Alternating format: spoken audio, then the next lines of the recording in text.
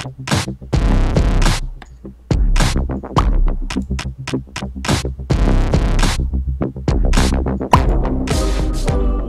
up, nerds, and welcome to Flipping the Nerd, episode 48. My name is Steve, and finally, Eric is back this week after a 1-week hiatus. Eric, how's it going?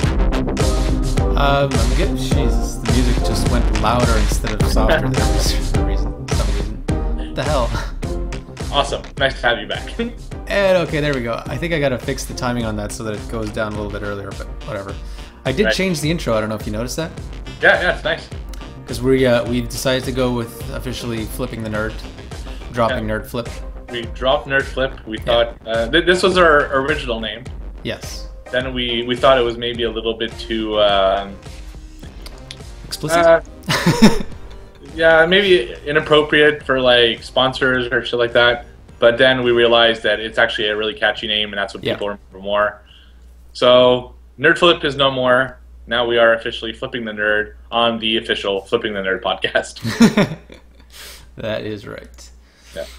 So we got new branding. I'll have a new thumbnail for like everything's set up. I had a boost of inspiration this morning, so I just redid everything. I had to do like all of these letters that you see down there. They're all manually done, like square by square. Yeah, it looks really good. Yeah, thanks. I'm especially proud of the there. Yeah, that's really awesome. Because it was getting to be, because that's the other problem with Flipping the Nerd is that it's very long. Right. So in terms of like placing it places, Nerd Flip was easy because it was short. It was closer to being a square, than this is, and this is like super long. So condensing the actually makes a big difference. Yeah, that's awesome. Yeah. Good. So a lot of stuff we talked about last week. I had Amanda come on to replace you. Yep. I watched you guys a bit. Oh, good. Yeah, I actually saw one of the comments. Because the Watchdogs had just come out, and Uplay was messing up PC owners. So, yeah. But I couldn't remember. There's so many of these little like Origin and Uplay and all these things that I got mixed up.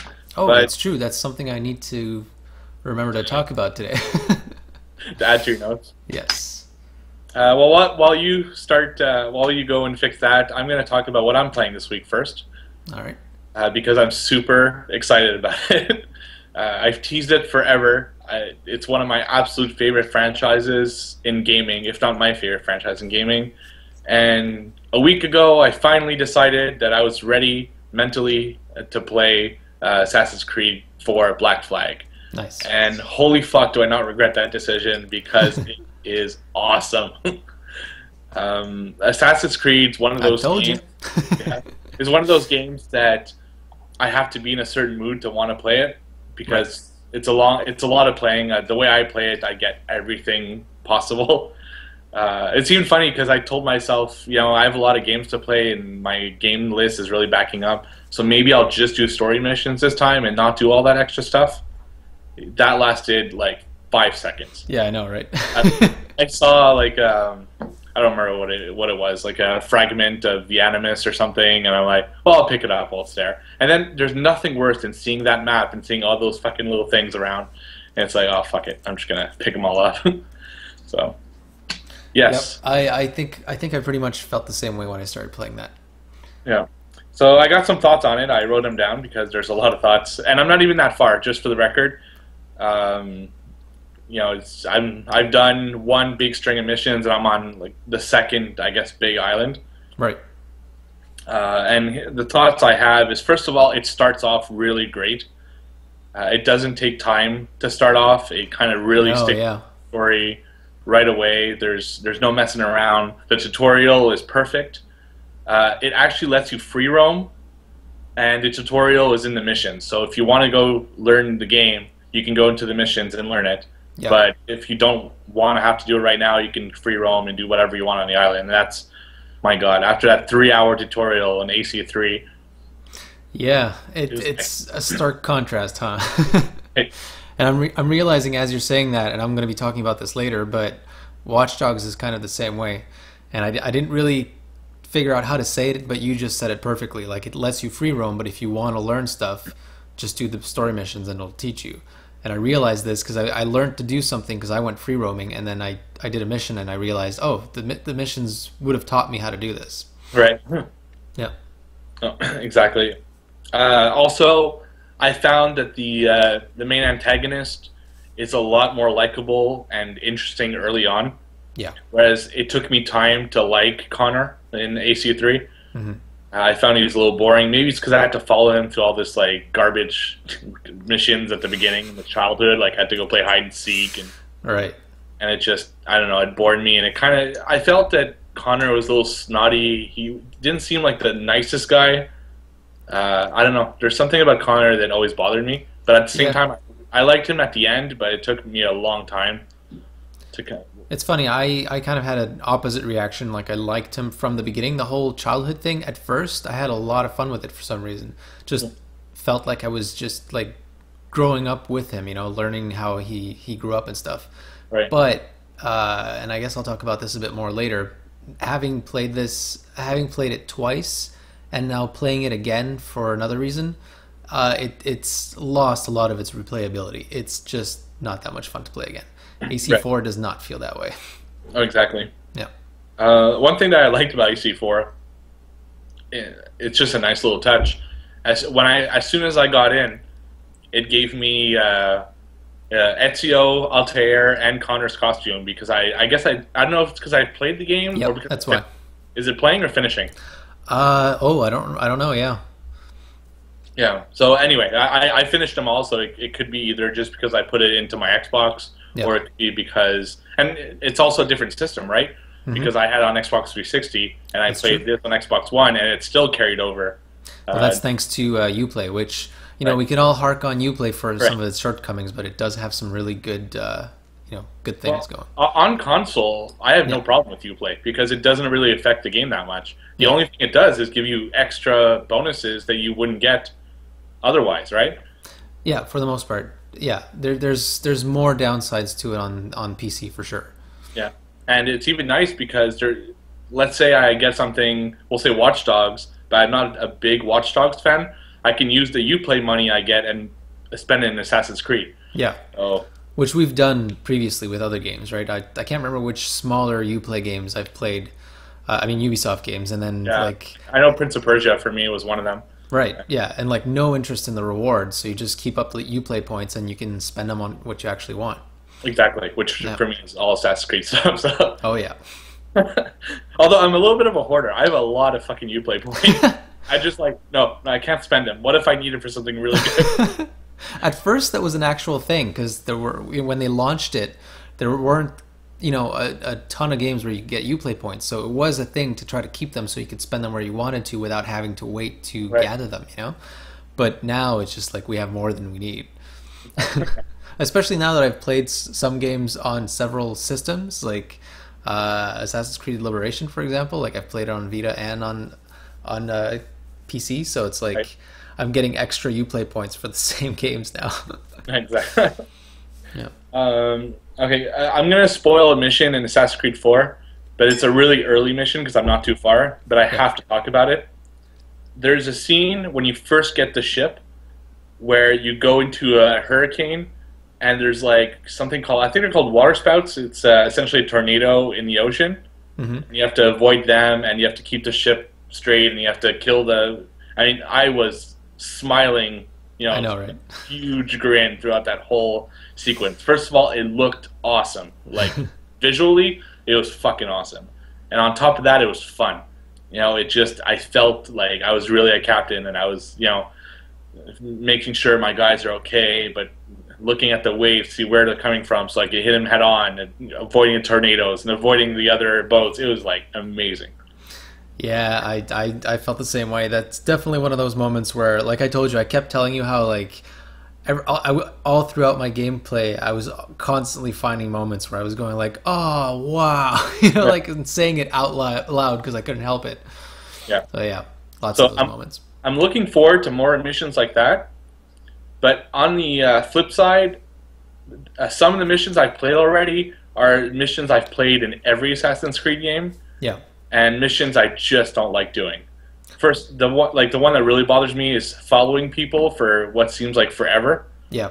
and then you have to get close to them to listen to their conversation, and then you have to follow them again where they don't see you. It's so tedious and it's so boring.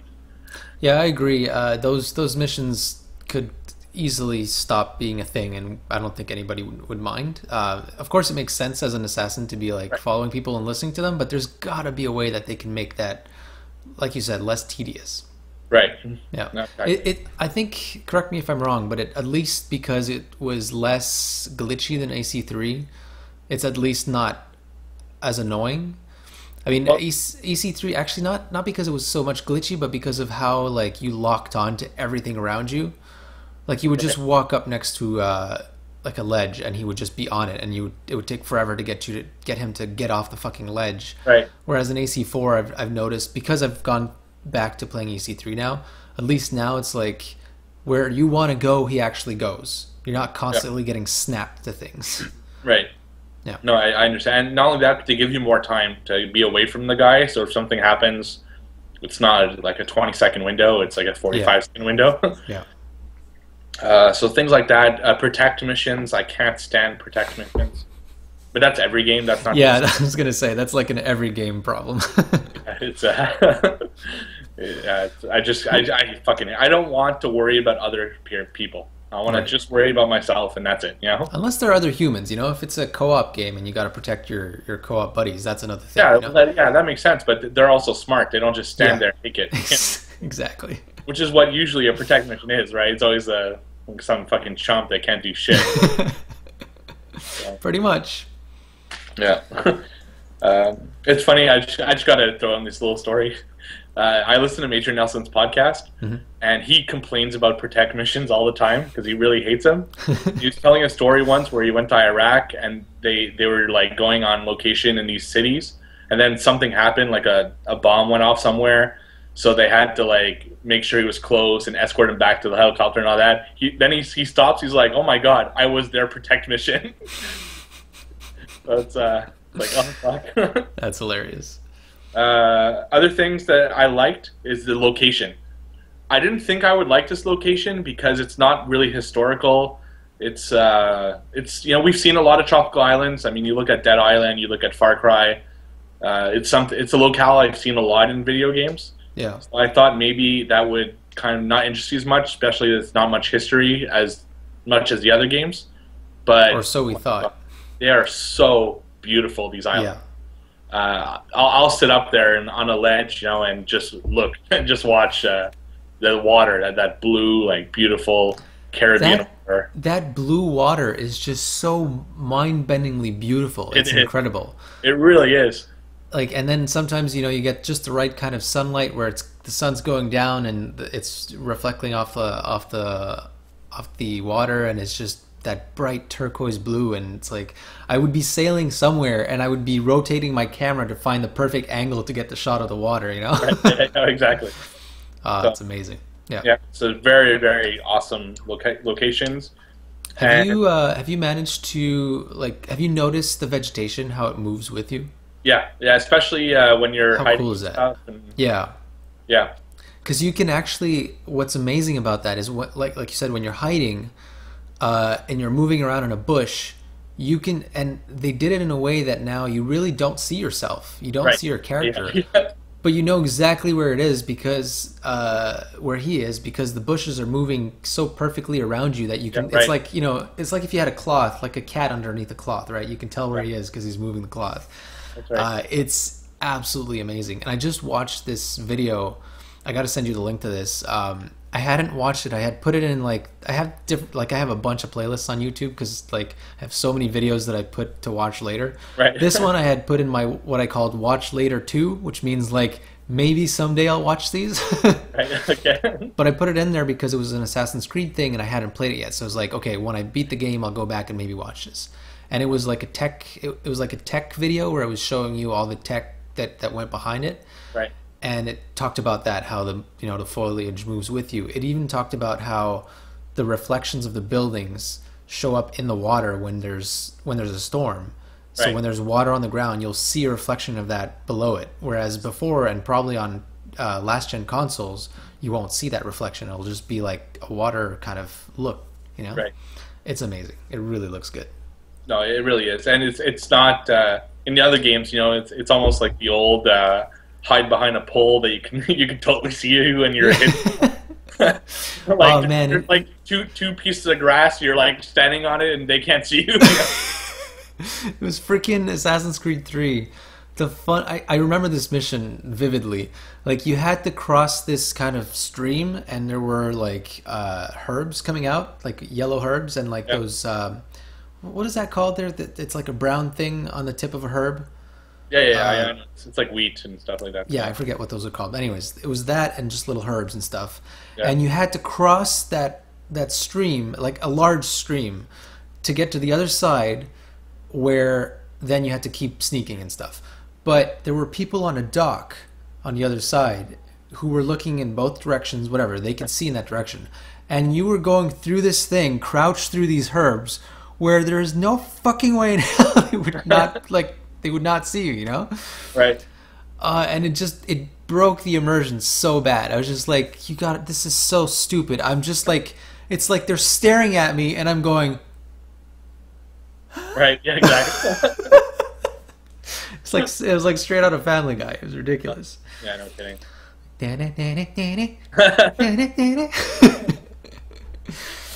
Yeah. So now that's not there anymore, and it keeps you immersed. So it's pretty cool. Right. And the last thing I want to talk about, and it's something that I noticed a little bit in the last games, but it's blown out of proportion in this game. Yeah. I find that Ubisoft is very self-referential in this game. Oh yeah, I want to talk about this, right? Yeah. And what I mean by that is more and more, I feel like these French Canadians who are building this game want to, like, I don't know, put themselves in this world more and more.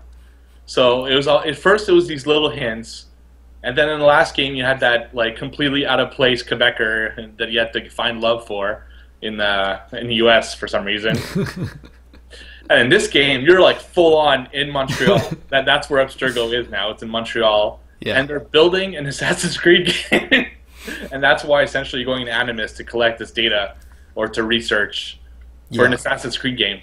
And that takes me out of it. I don't want to know it's I don't want any mention that it's a video game. I want to pretend in my mind that this is all important. First games you're going to Animus, but there's this huge, like, you need to find the the Apple of Eden? Yeah. And there's all these huge consequences, and they have to go like underground to find this thing. And now it's almost like a video game. And they had to say that they're making an Assassin's Creed game, and it's the fucking director from Ubisoft. I think the reason this didn't catch me off guard with AC4 is because they did the same thing with Assassin's Creed Liberation. Okay. And what I think I've noticed is that they're especially doing this when the perspective is from the Templar side. So, like in this one, you're not a Templar. You're not really an assassin either. Right. Your present day character is some faceless Abstergo Entertainment employee. Right. And the distinction too is that this is Abstergo Entertainment, which is a branch of Abstergo. Right. So Abstergo are the Templars, and they created essentially Ubisoft. Right. And I kind of like this twist. I see it pretty differently than you because. I think that they're just basing this on Ubisoft, because if they were to pretend like this was some video game company and they didn't kind of relate it to Ubisoft, it would seem even more out of place. So since they're the ones making this game, you can kind of see the relation with Abstergo Entertainment and what Ubisoft is. And they're not making it like, oh, this is Ubisoft. They're saying like, oh, this is Abstergo Entertainment, but it's based on the real world Ubisoft. Right. And they kind of had to do that too, because you're no longer straight up like reliving the memories of your ancestors, or sort of. Maybe this is because of Assassin's Creed Liberation, but in Liberation they're hiding things from you, so they edited the memories, right? So it's like you're reliving these memories. Oh no, this is right. In this one, you're not actually a descendant of Edward Kenway. Right. So they had to make it, they're always trying to make it feel like it makes sense. So for that to make sense, for you to not be one of his ancestors and be reliving his memories, what they did is that they created this entertainment division where they're kind of like it's like they're enslaving or exploiting rather. They're exploiting Montrealers, if you will, or people Right. in the city of Abstergo Entertainment, to get them to play these games and play through these memories and try to find something. And like your compatibility is a bit better with Edward Kenway, so you're able to find more things than the other employees there or something like that. Right. But yeah, that's kind of like there's a bit of a backstory going on there, and I kind of find it fascinating. But I could see if you let yourself see it as Ubisoft, then I could see how that would take you out of it. Yeah. You got to try to put yourself in a mindset where you realize that it's like they've based themselves off themselves, yes, but it still kind of makes sense, I think. It's also especially like we're making an Assassin's Creed game. That one line bothered the fuck out of me. I don't want to know, about that. I don't want to make it look like I'm playing a video game in a video game. I want to make it, Yeah. I want to be immersed in the experience. So it kind of took me out of the moment and put me into like, oh yeah, I'm playing a video game. I'm not in this world. I'm not. Just wait till you see some of the stuff that you unlock. This isn't really a spoiler, but I guess because it's really part of the point. You unlock these things that show you projects that Abstergo Entertainment is working on.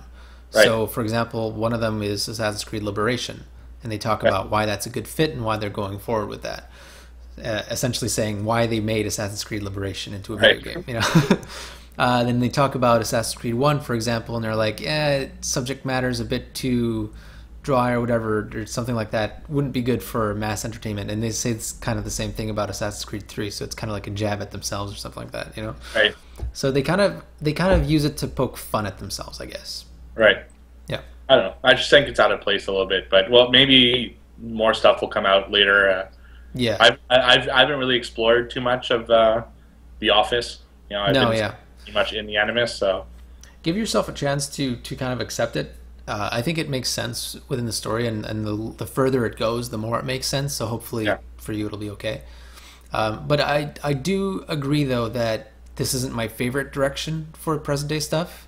Right. I really do want to see a present day protagonist come back. I don't want us to just all of a sudden always be this first person nameless person. That's lame. It's really lame. It's okay for a game like this where it's in between. So like Desmond died, we have time to grieve by being ourselves or something. Right. But like for Unity, if there's no present day protagonist, I'm gonna feel like they're being lazy. Right. Plain and simple. Yeah. So. Or that they have some sort of serious creative block. I don't know, but like they need to bring it back. Right. Well, that's what I had. So yeah, it's awesome. It's cool. I really wanted to talk about that Abstergo versus Ubisoft point of view. Yeah, I'll definitely talk more about it next week. I'm on vacation as of tomorrow, so yeah, definitely gonna play some more and give us more thoughts next week. Nice. All right. Okay, so that was Assassin's Creed, and now I'm going to talk about which game I've been playing. Oh, actually, before I do, quick little mention I didn't want to forget about, because I didn't talk about it last week because I knew you'd be, or the week before that, because I knew you'd be talking about Assassin's Creed. Right. There's this TV show called Black Sail, and I finally watched the last episode a couple weeks ago for the first season. Good God, that is a good show. It's it's on AMC, so it's like same vein as like The Walking Dead and that kind of stuff. It's a really good quality show. The characters are really interesting. The first episode had me a little bit like I wasn't sure, but then the further it went, the more like in depth it got, and the more the characters grew on me, and just even like the theme song and like the opening is so freaking epic. It just sets the tone for the whole thing. And there's a character, one of the main characters is this blonde-haired girl. I forget what her name is in real life, but she played one of the main characters in the first 2 seasons of what's it called? This Western. Something Hell. Hell on Wheels. Yeah. Have you seen Hell on Wheels? No, I heard it's amazing though, and I really have to. That's an amazing show, and she was particularly good as an actress in that show. Okay. And I guess spoiler alert, she doesn't stick around. Okay. Like in the 3rd season, she's not there anymore. Right. But she's in this show, so it leaves me to wonder if she left the show so that she could be in this show or whatever. but she's such a good fit, and she's like even more of a main character in this one, and she's just phenomenal. Cool. And you get to see her naked. That surprises me for AMC though. Yeah, AMC doesn't do that as much, do they? No, it's a cable show, so they don't do it. I don't think at all. I don't think I've seen one titty in either Breaking Bad or Walking Dead. No, that's true. And Hell on Wheels, was there? I can't remember.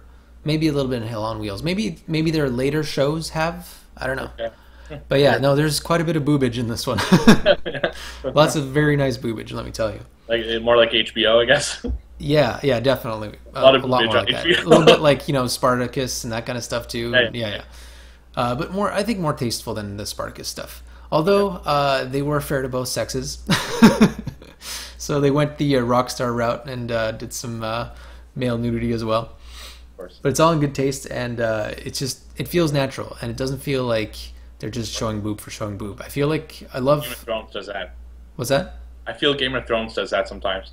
They just show boob for the sake of showing boob? Yeah, I think so. Maybe a little bit, but even them, I feel like, at this point, Americans need to stop being so... Yeah, I agree.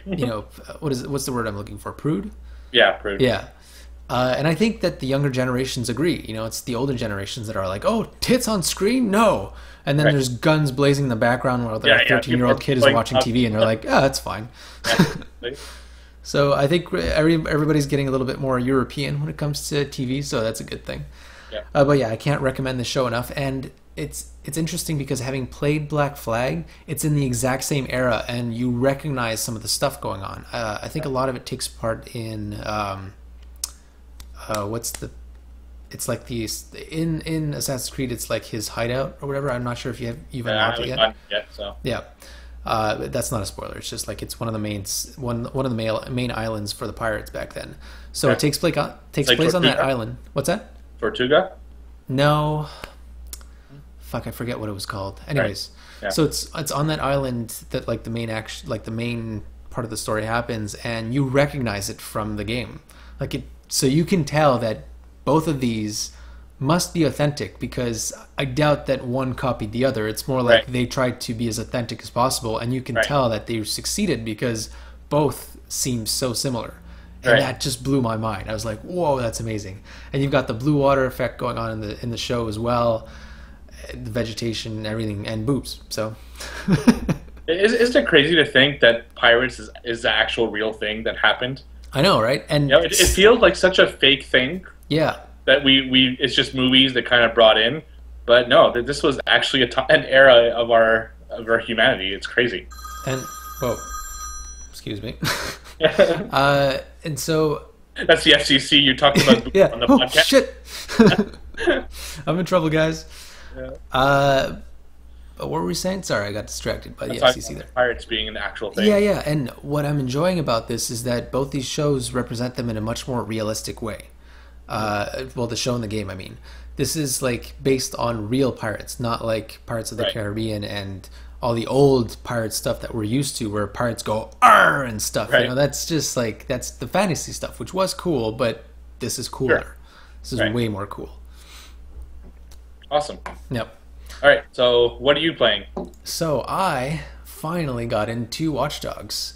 I pre-played a bit of Watchdogs in the sense that I played the iOS app before I got the game, and I had a lot of fun with that app. It's a super fun iOS game, and not just that, like it's a fun little arcade game that I could even see myself playing on something else than a mobile device, Right. But it's perfect for the touchscreen. Like you drag around your helicopter to send them where you want to send them, and you got to follow the car. And it all felt like a very top-down, like strategy kind of game. Right. I was like, I wonder how this feels in the game. And then I got to play it in the game when somebody else was playing the iOS game, and I can't wait to do this with you actually. That's gonna be awesome. But it just like I got to see it from just a different perspective, and I could tell what he was doing to try to block me. And I was like, whoa, that's so cool. And it ended in like a spectacular fail where like I jumped off a ledge and my car just went like into a wedge to the side, and when I got out I was underneath my car and I was like pinned there and there's no way to get out. So like the time ran out and I lost, and I was like, fuck me. And I didn't get to capture it because my PS4's capture is acting up for some reason. Yeah. Don't know what's going on there, but I wish I knew, and I hope it'll get fixed. But anyways, that's a side note. Right. So let's see, Watchdog thoughts. I took a bunch of notes because trying to remember everything would be impossible. Right. Okay. So when I started playing, I had serious information overload. And I was like, holy shit, is this how it's going to feel the entire time? Like it's just going to be too much? But I think it had been a while since I'd played like a real strategy game where like this stuff happens, right? Like you have a lot of stuff to do and you learn it bit by bit. But because you just get thrown into it, it felt like it was too much. But slowly, bit by bit, I started learning what was one thing, what was the other, how did this work, how did that work, and you really get accustomed to it. And it like you said with Assassin's Creed, if you've played an Assassin's Creed game before and you play Assassin's Creed 4, you don't need the tutorials. You just get pushed in and nothing seems foreign. It just makes sense, right? Yeah. With this, the difference being you've never played a Watch Dogs game before because there's never been a Watch Dogs game. Right. Some things feel a bit familiar because of Assassin's Creed, but some things are very, very different. The button mapping is definitely a little bit different as well because, well, you have guns and stuff. You know, it has to feel a little bit different. And you have hacking and all that kind of stuff. So some of those things were a bit more foreign by comparison. But like I said, the more you play it, the more you get it. And if it does feel too foreign, you just play the missions. Don't go off and do anything else. Just play the missions, and it will teach you how to do everything. Right. So I taught myself by fucking around with things. But if you just follow the missions, it's a safe bet to learn. Right. After that, okay, so here's my first nitpick with the game. And it's actually a big nitpick, not just a small one.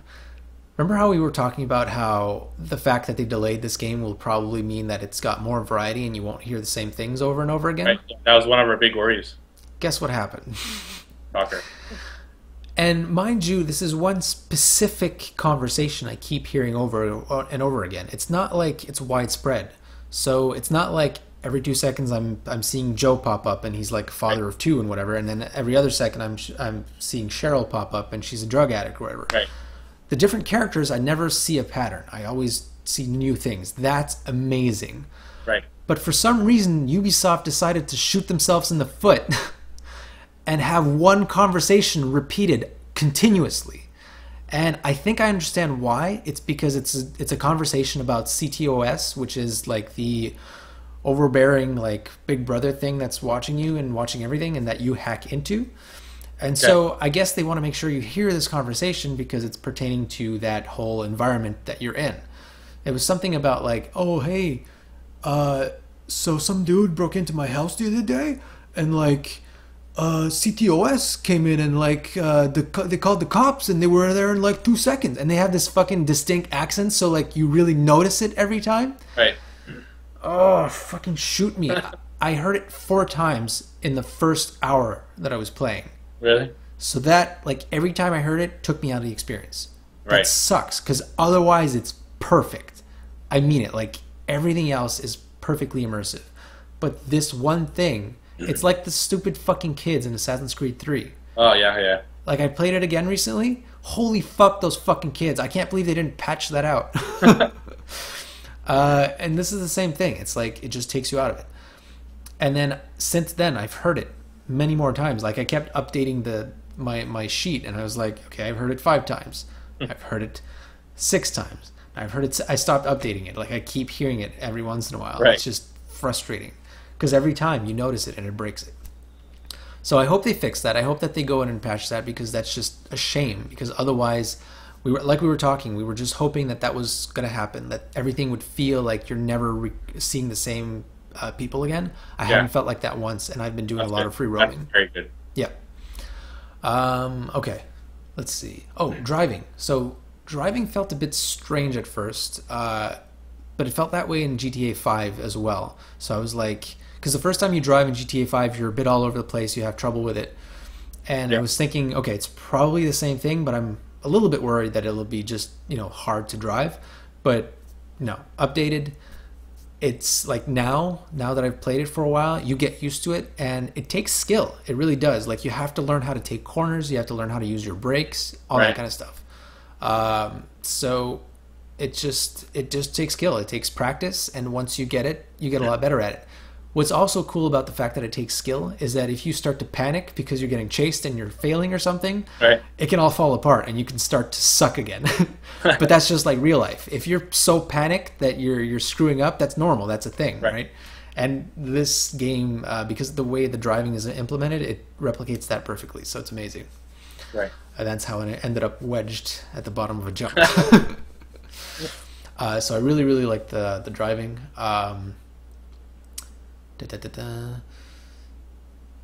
First CTOS. Oh, one of the first CTOS. Like, there's these ads for CTOS that play on like screens here and there. Like, what's that? Like downtown, like like on billboards or like it's a bit futuristic. So there's like interactive displays, or like at bus stops there's displays and stuff. So they play these ads, and one of them just made me laugh because it was basically an ad for Apple's Health Kit that they just announced. Which got announced after this game came out. Right. So it's like they knew where things were going. Like they clearly did their research about where things are going, Right. And it made me laugh. It was like, we just saw that get announced. So it was pretty funny. And the attention to detail in this game is just amazing. And the one thing that made me really notice that and start noticing it in other parts of the game, I was driving a motorcycle, which, by the way, is awesome. And I just kind of like got off the gas, and I got close to the ledge of a sidewalk, and I wasn't pushing the gas anymore. I was just kind of like coming up to it, and so I hit the sidewalk super slowly, and it just went kind of like that sound when a wheel hits a sidewalk, and the suspension sound, that kind of like it made that sound. My wheel popped up. It's like I actually hit a sidewalk. Yeah, that's awesome. I had that same moment in GTA 5 when I don't know, I had a race, and then at the end I got out of the car, and the car did that little ticking sound. Yeah, that's when it's like that. I get like when it revved a long time and then you turn it off, and I was like, oh my god, like that is such a fucking small detail. Yeah, but it puts me so much into this world because it's realistic, and absolutely so cool that it. This is exactly the same kind of thing, and what's cool about it too is that, well, I mean, not what's cool, sorry, like the comparison is that in GTA 5, I don't think you do have that kind of pop in on the sidewalk, but you do have that ticking sound, which you don't have in Watchdogs. So it's like they're incorporating all these little things, and I feel like going forwards, they're all going to kind of borrow from each other, and it's just going to feel so immersive by the end of it. It's going to be awesome. Yeah, exactly. That's awesome. That's awesome to hear. Yeah. The rain feels good too is another example. Like I was in a storm the other day, and just like it just started coming down, and his coat was all wet because he's got like a leather kind of coat, and it looked really good. It's just, and the city looks a lot like Montreal, and I would assume it looks like a lot of metropolitan areas. Well, it's a replica of Chicago. Yeah, it's actually building to building replica of Chicago. So, is it? It's not 1-to-1 though. It's close because people went to Chicago to show the difference. Huh. Yeah, that's pretty cool then. I mean, IGN did a feature where they went to Chicago and took pictures to show just how accurate. Oh, cool! I got to check that out. Well, I would assume there's a lot of parts that are like shrunk, like in between. Yeah. What's that? Chicago's a big city. So. Yeah. Well, at some point, I'm sure we're gonna have games that are gonna be like 1-to-1 replications. Oh, it's gonna happen. Yeah, and they're gonna find a way to make it work. But for now, like what we got, it feels like a city. I feel like this is not the most fun city to be in a game in, but kind of like Assassin's Creed 1, like it'll get more interesting with different games. I mean, look at Assassin's Creed 4. You were in freaking Caribbean, and you don't want to start with that, obviously. So it's already super awesome, and I can only see the possibilities for like different cities in future games. Yeah. And the last thing I wanted to talk about was. Here, let me just read it. So, Watchdogs complexity drives me to steer clear of main missions. Oh yeah, okay. So, I felt when I started playing, I felt like I needed to take the time to learn how to be Aiden Pierce. Right. Like he's a hacker. He's supposed to. It's not like he's learning to hack. Like he's been doing this for some time now. So if you're kind of left-footed about it and you're screwing up every 2 seconds, you kind of start to feel like you're not really playing as Aiden Pierce. You're playing as like a mere shadow of him, So right. I felt like instead of getting into the game right away, I wanted to take the time. And this is why I didn't learn with the missions. This is why I learned on my own, because I wanted that when I started playing missions, I already had enough of a level that I was good enough at it that I didn't feel like I was just screwing everything up. Right. But yeah, after just that first session, I was a better driver. I was better at hacking things. Now I just need to get good at it. Oh, and I was saying, like, I need to get good at all those things on the fly. Like hacking, I get it now. I know how to do it, but I want to get good at doing it quickly, so that like somebody's behind me and I can just hack something and it just like it impedes their progress, Right. And I think I'm getting there. I think it just doesn't take very long to get used to it, especially if you're really into it. So yeah, it's a fucking awesome game. I'm so blown away by it. There's been mixed reviews, and I guess I can understand why. Maybe hopefully the story doesn't fall apart by the end of it. I think right. some reviews were saying that. But so far, the characters are very interesting. The game is amazing. So, yeah, I'm all in. Awesome. Yeah. Just one question I have. A lot of these open world games tend to have poor shooting. It's something I've noticed in a lot of these games. How's the shooting? Does it feel like a good shooter, or is it? Yeah. Like I forgot to put that in my notes. So I'm glad you asked. The shooting feels really, really good. Actually, it's pretty like. I guess it's tight. I know that's kind of a general way to say it, but that's how it feels. Like it feels tight. And how can I put it? Like mixing the shooting with the hacking is a super awesome formula, because 1 minute you're taking a guy out, the other minute you're jumping into a camera so that you can see another enemy who's hiding behind something, and using that camera to hack into an explosive that he has strapped into him to take him out. Yeah. And it's just like you're constantly shifting between tactics with hacking and shooting, which is just more tactical and like right in the moment. There's an ability where you can slow down time. It's like focus, and that's like absolutely necessary, because you can get murdered brutally fast. Like if you're not paying attention, and like especially at first when you're not used to it, you get like lost in what's going on around you, and you get trapped, or you decide to charge and don't charge. That's a mistake. You will get killed. But yeah, there's something just so spectacular about the mix of hacking and shooting. It's awesome. But at the same time, I've also tried to steer clear of doing too much shooting. I feel like this game is more about hacking and being a bit more stealthy. Right. So it really gives you the option. And like a lot of games try to do that but fail. Like you have to do one or the other. Right. A lot of the times they try to give you stealth, but then as soon as one thing fails and you get into a shootout, you're done. You can't use any other tactics except shoot your way out. So like I was saying, like you can still use hacking once you've entered into a gunfight. Right. And you do have a gun that has a silencer, so you can use that also stealthily, which is pretty awesome. Okay. And that's what I try to do. Usually I just try to go through everything I can stealthily, and it usually works out pretty good. And if I fail, there's always more to be done than just shooting everybody to pieces. Right. Okay. Cool. One thing that bothers me is that you can't pick up bodies. Like in Assassin's Creed, you can pick up a body and hide him. Yeah. You can't pick them up at all in this game. Okay. And if you kill him somewhere where somebody's doing rounds and he comes back, there's no way you can hide that body. That feels like such an omission to me. Yeah. Like in this one example, there was a way to get around. Like there was this one alley that was basically like at the edge of, let's say, the map of where this particular mission was taking place. Mm-hmm. And by using the cameras, because you can jump from camera to camera, right? Right. I had scoped out the entire area, which was awesome, by the way. You can just like take time to plan out your missions. And then I realized there's this spot where if you can get to it, you're avoiding like half the people, which is awesome. Right. There's just one guy in that corner. So I was like, okay, I'm going to go there. I'm going to take him out. Just a normal takedown, like hit him with my, what's that? Like a baton or? Yeah. Yeah. So I'll take him up with my baton. He's going to go down, and that's cool. I'm set. But there's another guy who does who goes around that corner. I was like, fuck, that's probably going to screw me up because I don't think I can pick him up. Right. But literally I could have just picked him up, put him 2 feet to the left behind the corner, and nobody would have ever seen him.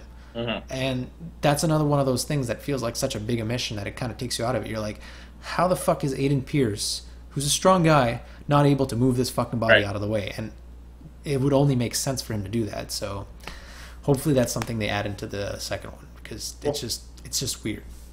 Awesome. Yeah. Let's see here. Before we move on, we have a bunch of user questions from Badboy742. Let's see.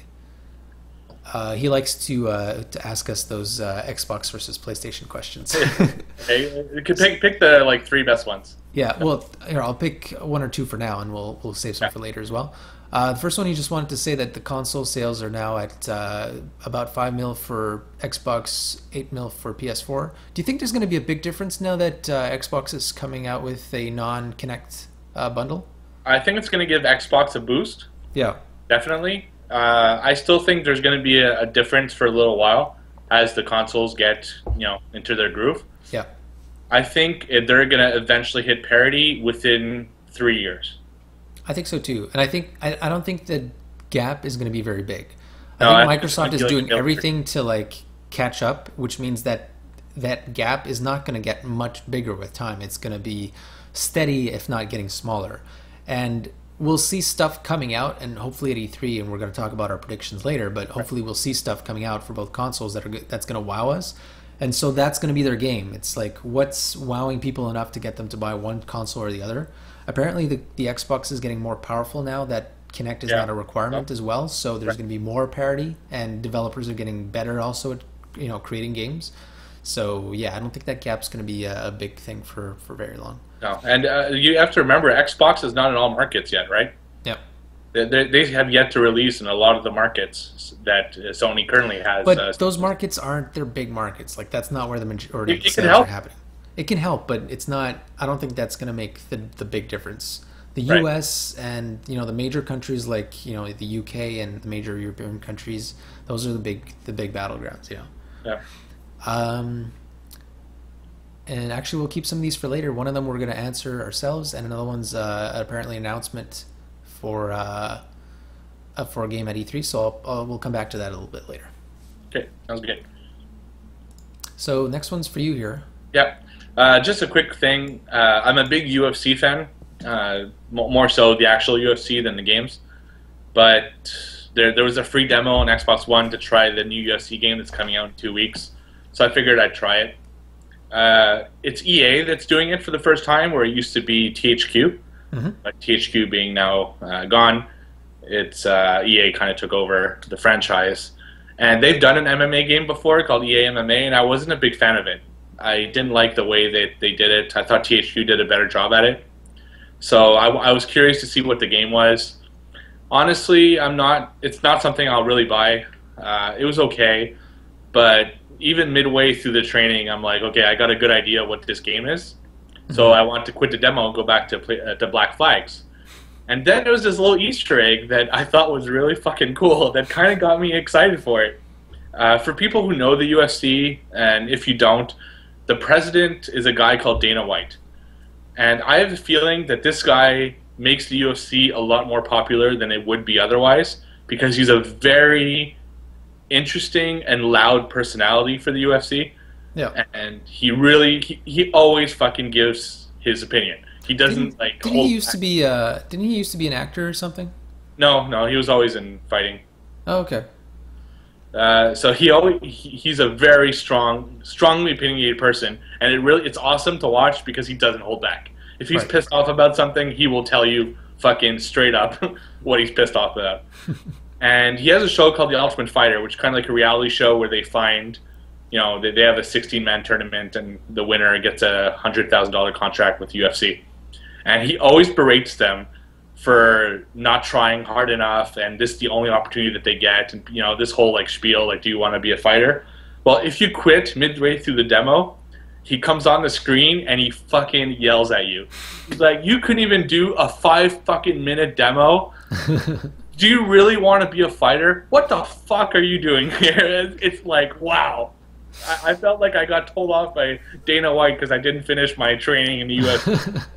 I thought it was a really clever little Easter egg for sense. And like, I'm not a fighting game fan, but I like that kind of Easter egg. That's pretty cool. yeah, it felt like I was on the show and I was being yelled at because I couldn't. Yeah. So I just thought that'd be cool. So if people want to try it, the demo's out now on PS4, Xbox One, and probably on 360 and PS3 as well. So nice.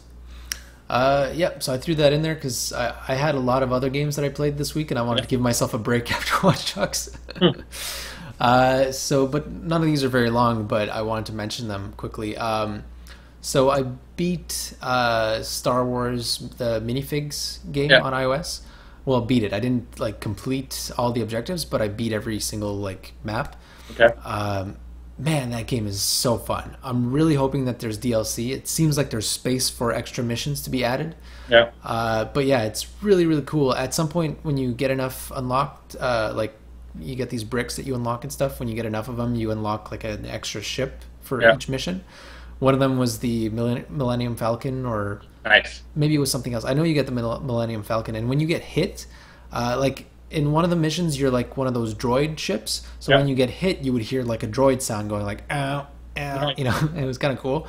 But with the Millennium Falcon, when you get hit, you hear Chewie. Nice. And that's just like an awesome little touch.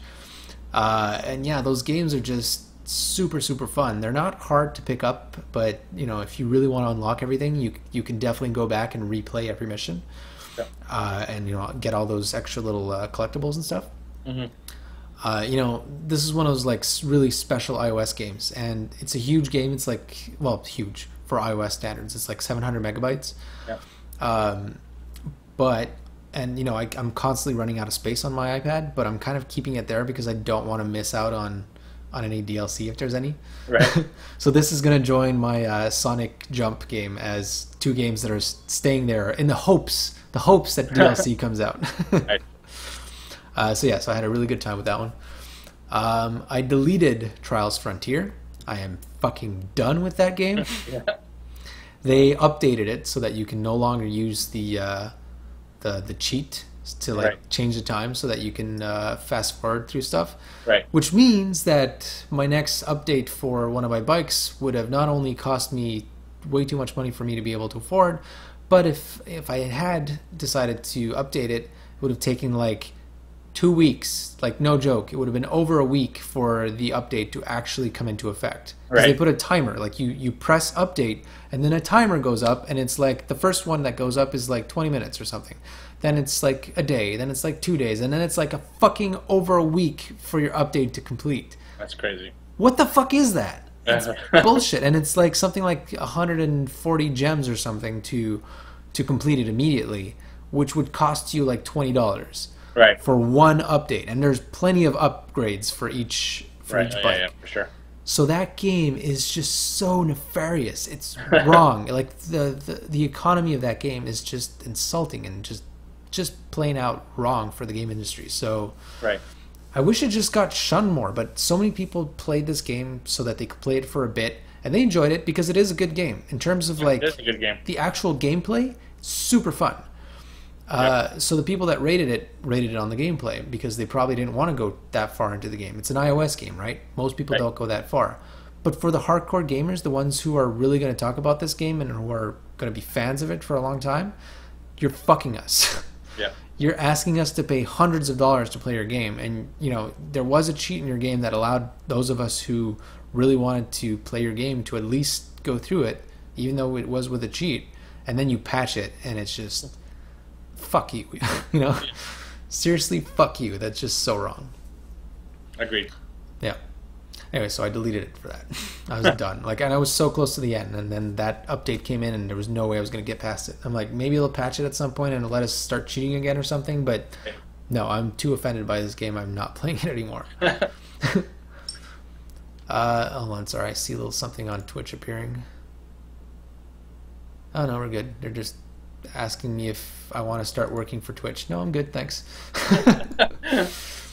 Okay, so, and all right, like I said, I played a lot of games this week. Another one I played was, and I played through the entire game, Brothers: A Tale of Two Sons. Yeah.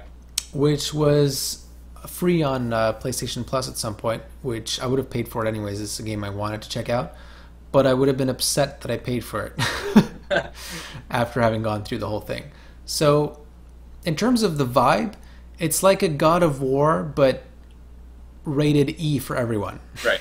Like, you're in that kind of a world. Like, it felt like that kind of world where you're going through these different kind of places, and like at one point you're outdoors and it's all cheery, and then another point you're like in these caves and there's people enslaved, like these ogres enslaved and working on stuff. And there's like real creatures, but there's also like mythical creatures. It's interesting. Like the vibe is kind of interesting. Right. But then things started going from fun to like easygoing. But like the game starts off where your mother dies and your two brothers and your dad is sick, so you have to go onto this quest to go find something that will make him better, right? Right. So you go on this quest with your brother, and the way you control it is you each joystick controls a brother. Okay. And then L2 controls an action for the one, like this joystick, and the other one for the other one, right? Right. So very simple game in terms of mechanics, but this is kind of cool. You're controlling both brothers at the same time. Right. And so you're doing that. You're doing quests. You meet all these interesting characters and stuff on the way. They don't speak, so there's no dialogue. They just kind of like talk in this foreign language, which is very, very basic. It's more like just to give like an idea of what's going on. Okay. And then more towards the end, and I'm going to spoil this, so if anybody wants to play this, I know you don't care, but anybody else who doesn't want this spoiled might as well stop watching for a few minutes. You get up to this girl, and she turns out to be a spider. Okay. And it gets real gross real fast, because you have to fight this spider. So one brother is in this ball of like spider web that he's rolling around in to like hit her so that she falls on her back, and the other brother who's out of the ball has to go up to each limb as she falls off and rip it the fuck out. Now this isn't like a daddy long legs that you pick up and it's like doink doink doink. No, this is like a massive spider that's like 4 times your size, and you're like ripping each leg out, and it's going like and this is like out of fucking nowhere, because 2 seconds ago you were frolicking with this girl going around town and like hiding from monsters and stuff, so I was just like, oh god, if you're arachnophobic even the least bit, you don't want to play this game this far, Right. And then it went from that to completely depressing. Because so you get to the end, but your brother who was outside of the ball of whatever gets stabbed by the spider before you kill her. Nice. And stabbed enough that he's fucking dying, like this isn't like it's gonna get fixed. Right. So you're at this big tree where you have to climb it, and all of a sudden you lose control of your other brother. Like you just have the one brother left. The other one's like on the ground, and he's not doing well. And he's like, go get the thing for dad, So you're like, okay, so you go up the tree, and you're like, but you're hopeful, you're like, maybe I can get back down here and I can save the brother, Right. And so you get to the top of the tree, you get the potion, you come back down, and you're like giving him the potion. You're like, oh no, please don't die, and it's like super like hardcore sad, which is okay at this point. It's really, really sad. And you're like, oh man, that sucks. Like one of the brothers died on this quest. Right. But at least you have the potion, right? And because he dies, right? And but get this, you have to bury him. Oh my god. Manually. Like it's not a cutscene, okay? Right. There's a cutscene where he digs out the earth to create a grave, and then it cuts to gameplay where you have to go drag your brother slowly, because you're the younger brother. You have to slowly drag him over to this grave, put him in it, and then there's 4 piles of dirt that you have to go to each, put it in there, and as he's like crying, and bury your fucking brother. Wow. I was like, are you fucking kidding me? Like, after everything you've been through, it's all jovial and fun, and you have to go through this. It's like, holy shit, this is going from sad to hardcore depressing. If you are the least bit depressive at the time that you're playing this game, it brings you up and then fucking slams you into the ground. Like, this could possibly make somebody want to jump off a fucking cliff. Right. Like, just jump out the fucking window after you stop playing this, So if you're depressive and you're in a high-rise building, do not play this game. But hold on, it doesn't finish there. You get back to the town, and like it's super depressing all the way back. Like he has a fear of drowning, and then he has to swim across something, and it's like he finally manages, but with like the spirit of his brother. And then he gets to the town, and it's all rainy and stuff. But you save your father. You bring him the potion, and he's alive, and you're like, oh man, thank Christ, silver lining. So you save the father, and then it's the next day or something, and you're by the beach, and you're skipping rocks now, and you can skip a rock. That's like a thing you can do in gameplay. And then, but it's not over, so you have to go up the ledge and go see your father, who is standing by your mother's grave, and you're like, okay, so I guess he's gonna go see his dad, and it's gonna be like, at least we still have each other, you know? Right. So he goes up to next to his father, and so a cutscene takes over at this point, and his father drops to his knees, all fours on the ground, and starts sobbing, like his life is fucking over. And the little brother puts his hand on him and then puts it back, and it's like he just keeps sobbing. He's like completely destroyed, and you're like, okay, so silver lining is the father couldn't care less that the little brother is still alive. He's like, he lost his whole family. It's like, and the little brother doesn't matter. This thing is just done. Depressed. What the fuck happened? It's just like it kept getting worse and worse. Oh, wow. And like, that's at that point where I came up with that analogy. Is like, if you're depressed and you play this game, you're going to want to jump out the fucking window.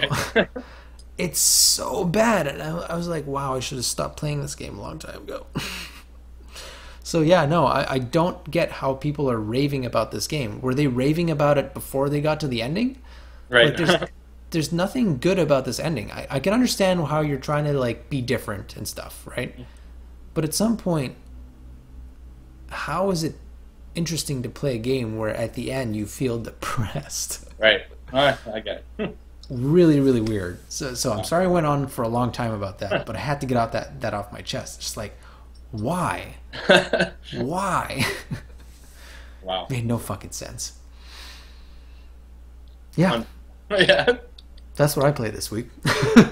Thank God I started playing Watchdogs after that, because that was terrible. Right. And I beat all the... so moving on to another game that I played, and I'll just mention this briefly. I finished all the missions in Assassin's Creed Initiates, which is that online on the web thing where you can do missions in Assassin's Creed games. Yeah. So I beat all the missions that were in Liberation. I beat all the Assassin's Creed 3 Liberation missions, and I beat all the multiplayer even missions in Assassin's Creed 4 that I had left for the last thing to do. So all that's left for me in Assassin's Creed 4 is to get the few little trophies in multiplayer, which I'm slowly going to work my way through.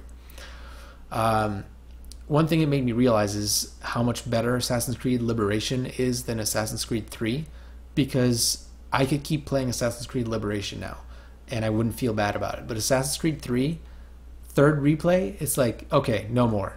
I tried playing it from the beginning on the PC, and after getting to Connor, I was already getting tired of playing as Hatham. Hatham, yeah. Yeah.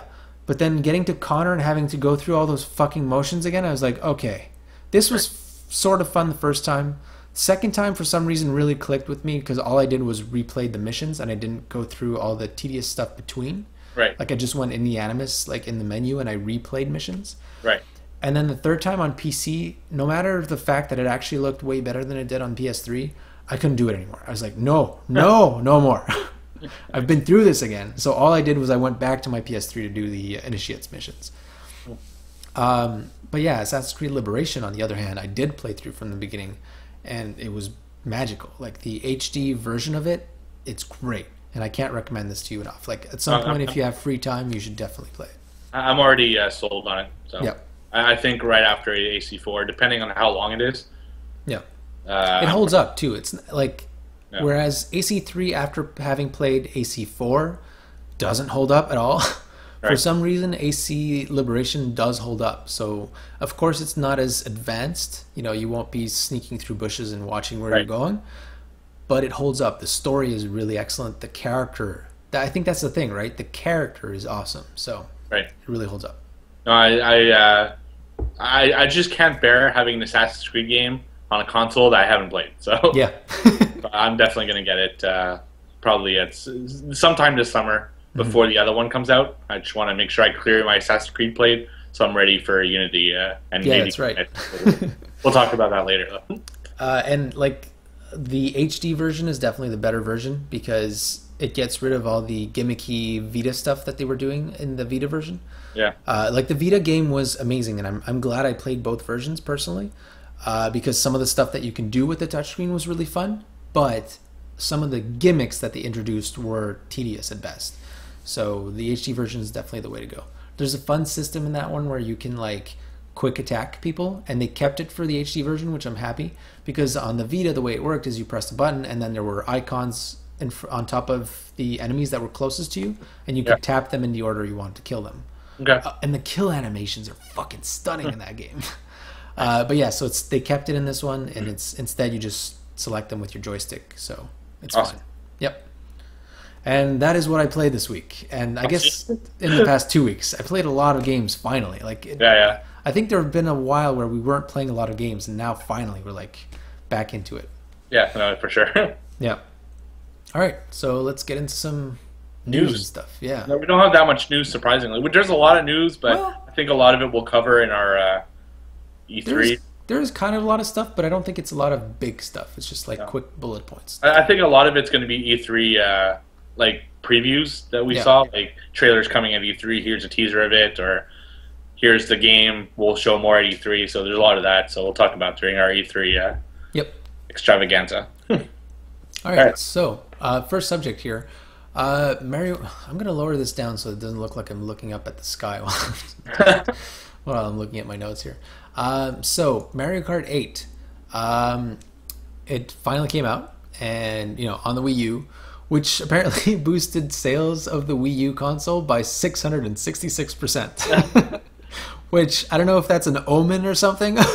So 6 people bought it instead of 1. Is essentially what they're saying. But I mean, think about the number though, 666. Yeah, right. Yeah. What kind of omen is this? This is very funny. Another funny fact is that 82% of those Mario Kart 8 sales were the console bundle, which makes a lot of sense. Obviously, a lot of people didn't have the console before Mario 8 came out. Right. So this leaves me to wonder if we're going to see a sharp 666% decline of sales by next week. Probably. Like, how quickly do you think it's going to decline that much more again? Oh, like next week. I think people who wanted this game got it this week. I think it's not going to be as sharp. I don't think it's just going to go up and right back down. Right. I think people are going to be buying it within the next couple of weeks, but like half of that is going to be back down by next week, and then another half the other week, and then 2 weeks from now we're back at the sales numbers of because people who buy Nintendos are basically waiting for 4 games. They're waiting for Mario Kart, Mario, Zelda, and Super Smash Brothers. Yep. So when those games come out, you'll see a huge spike, and then nothing for another few months until the next one comes out. So, and the more casual gamers will buy a Nintendo console for those games, but they won't buy it for all of those games. They'll buy it for one of those games. That's right.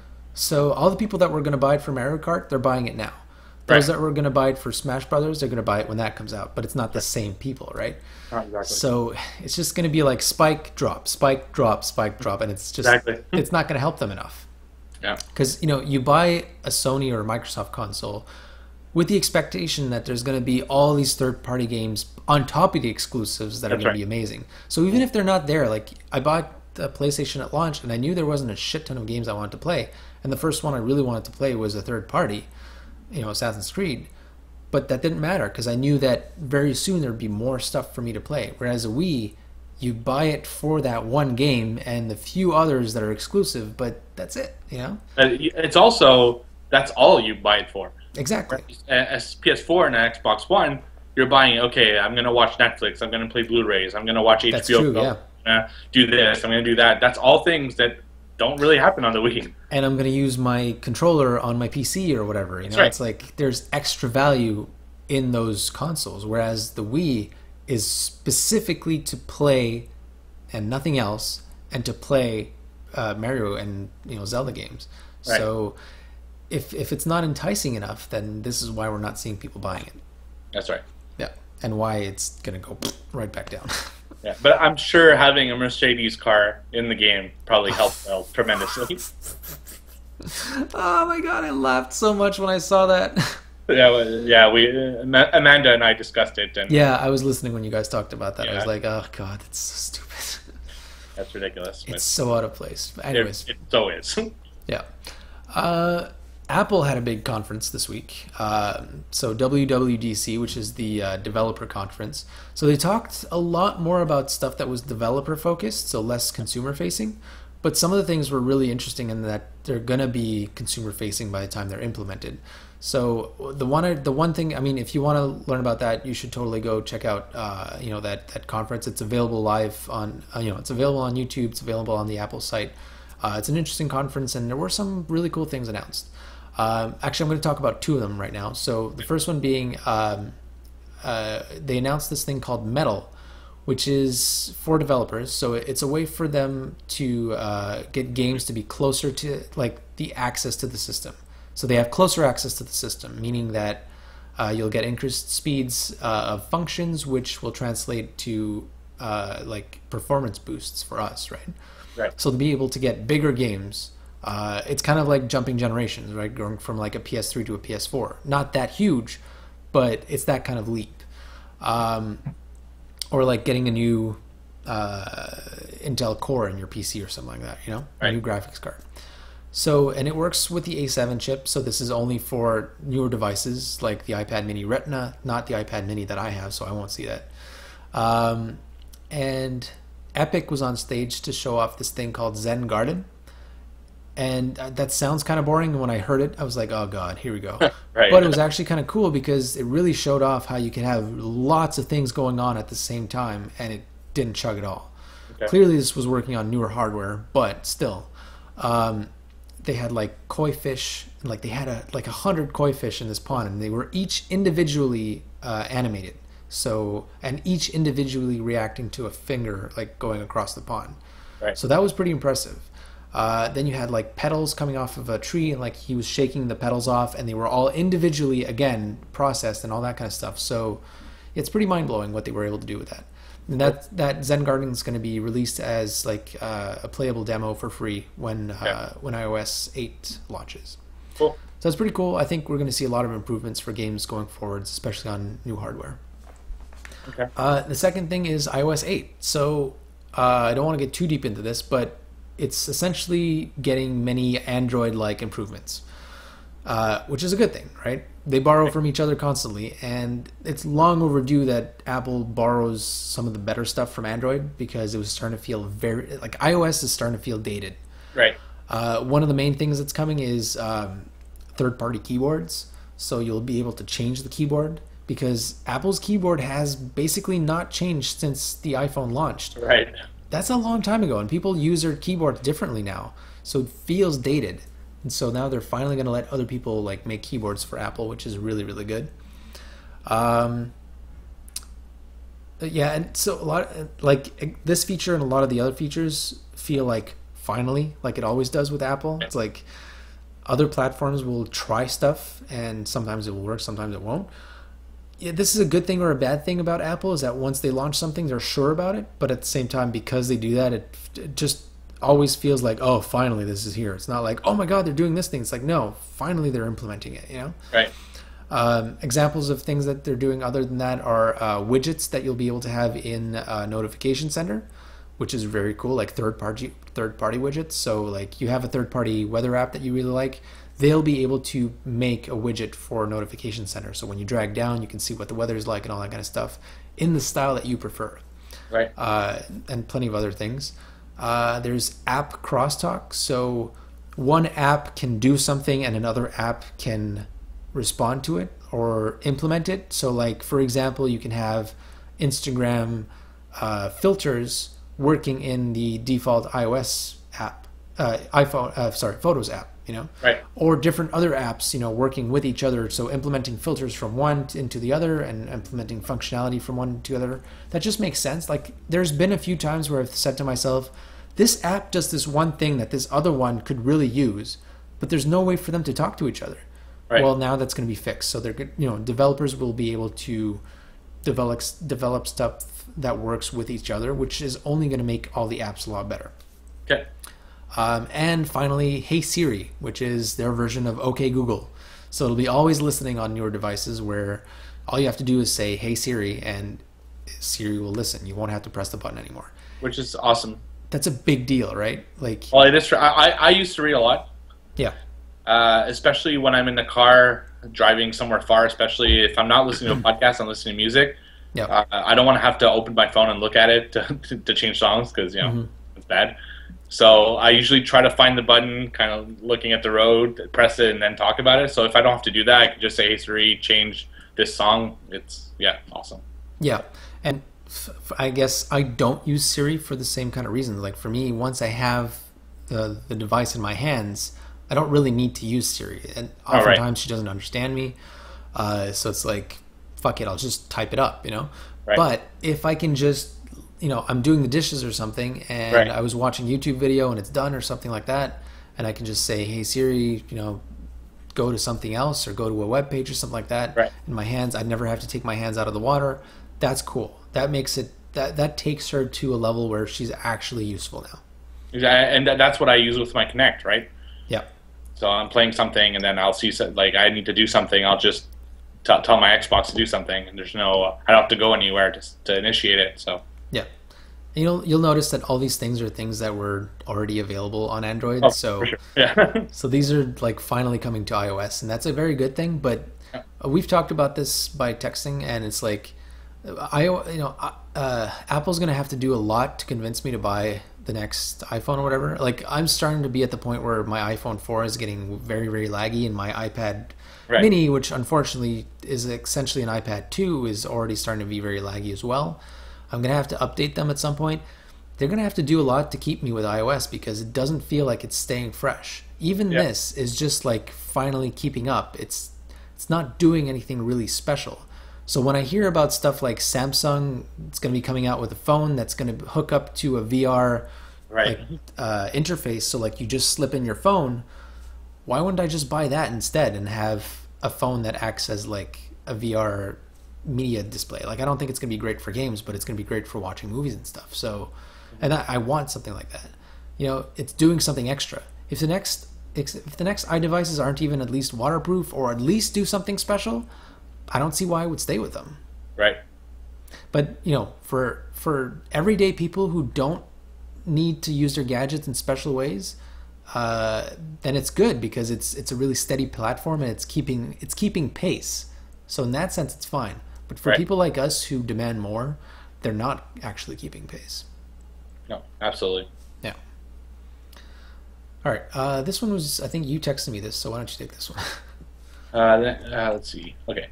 Yeah, so it seems that a lot of the games there's a lot of leaks coming out before E3, right? Yeah. Oh, sorry. I guess I wanted to say before we start this. All right, we're done with like weird stuff. We're getting into E3 now. This is all like E3 related stuff.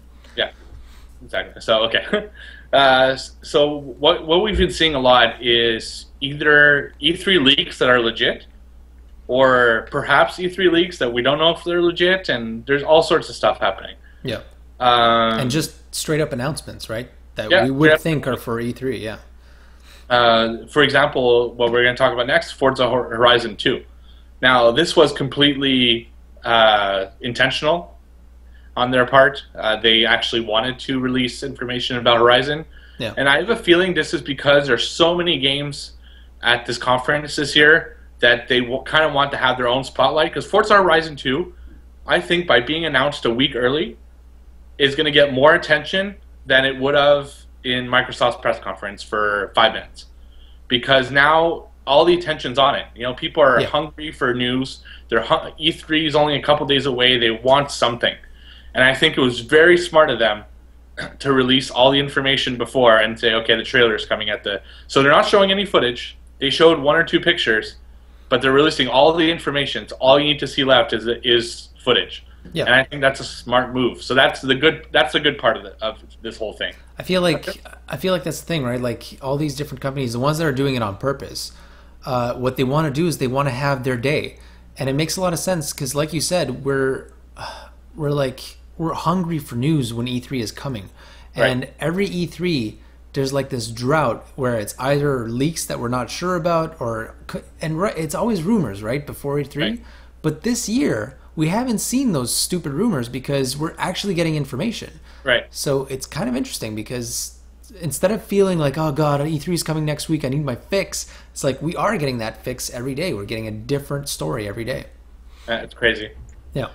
Yeah. So but on the other side, there's also these surprises I feel that we're being kind of robbed of because of these leaks. Yeah. Now the surprises, most of them don't have confirmation because, of course, they won't confirm it. Mm-hmm. But I have a feeling that we know a couple things that they were going to announce. Two in particular, that on Sony's side. Yeah. The first one, that Last of Us might be available as maybe next week. Mm-hmm. I know Sony sent a statement that it won't be released on this specific day. I think it was next Friday. On the 13th, yeah. So it's, but maybe it could be the 12th, or it could be the 9th. It's like, the 9th.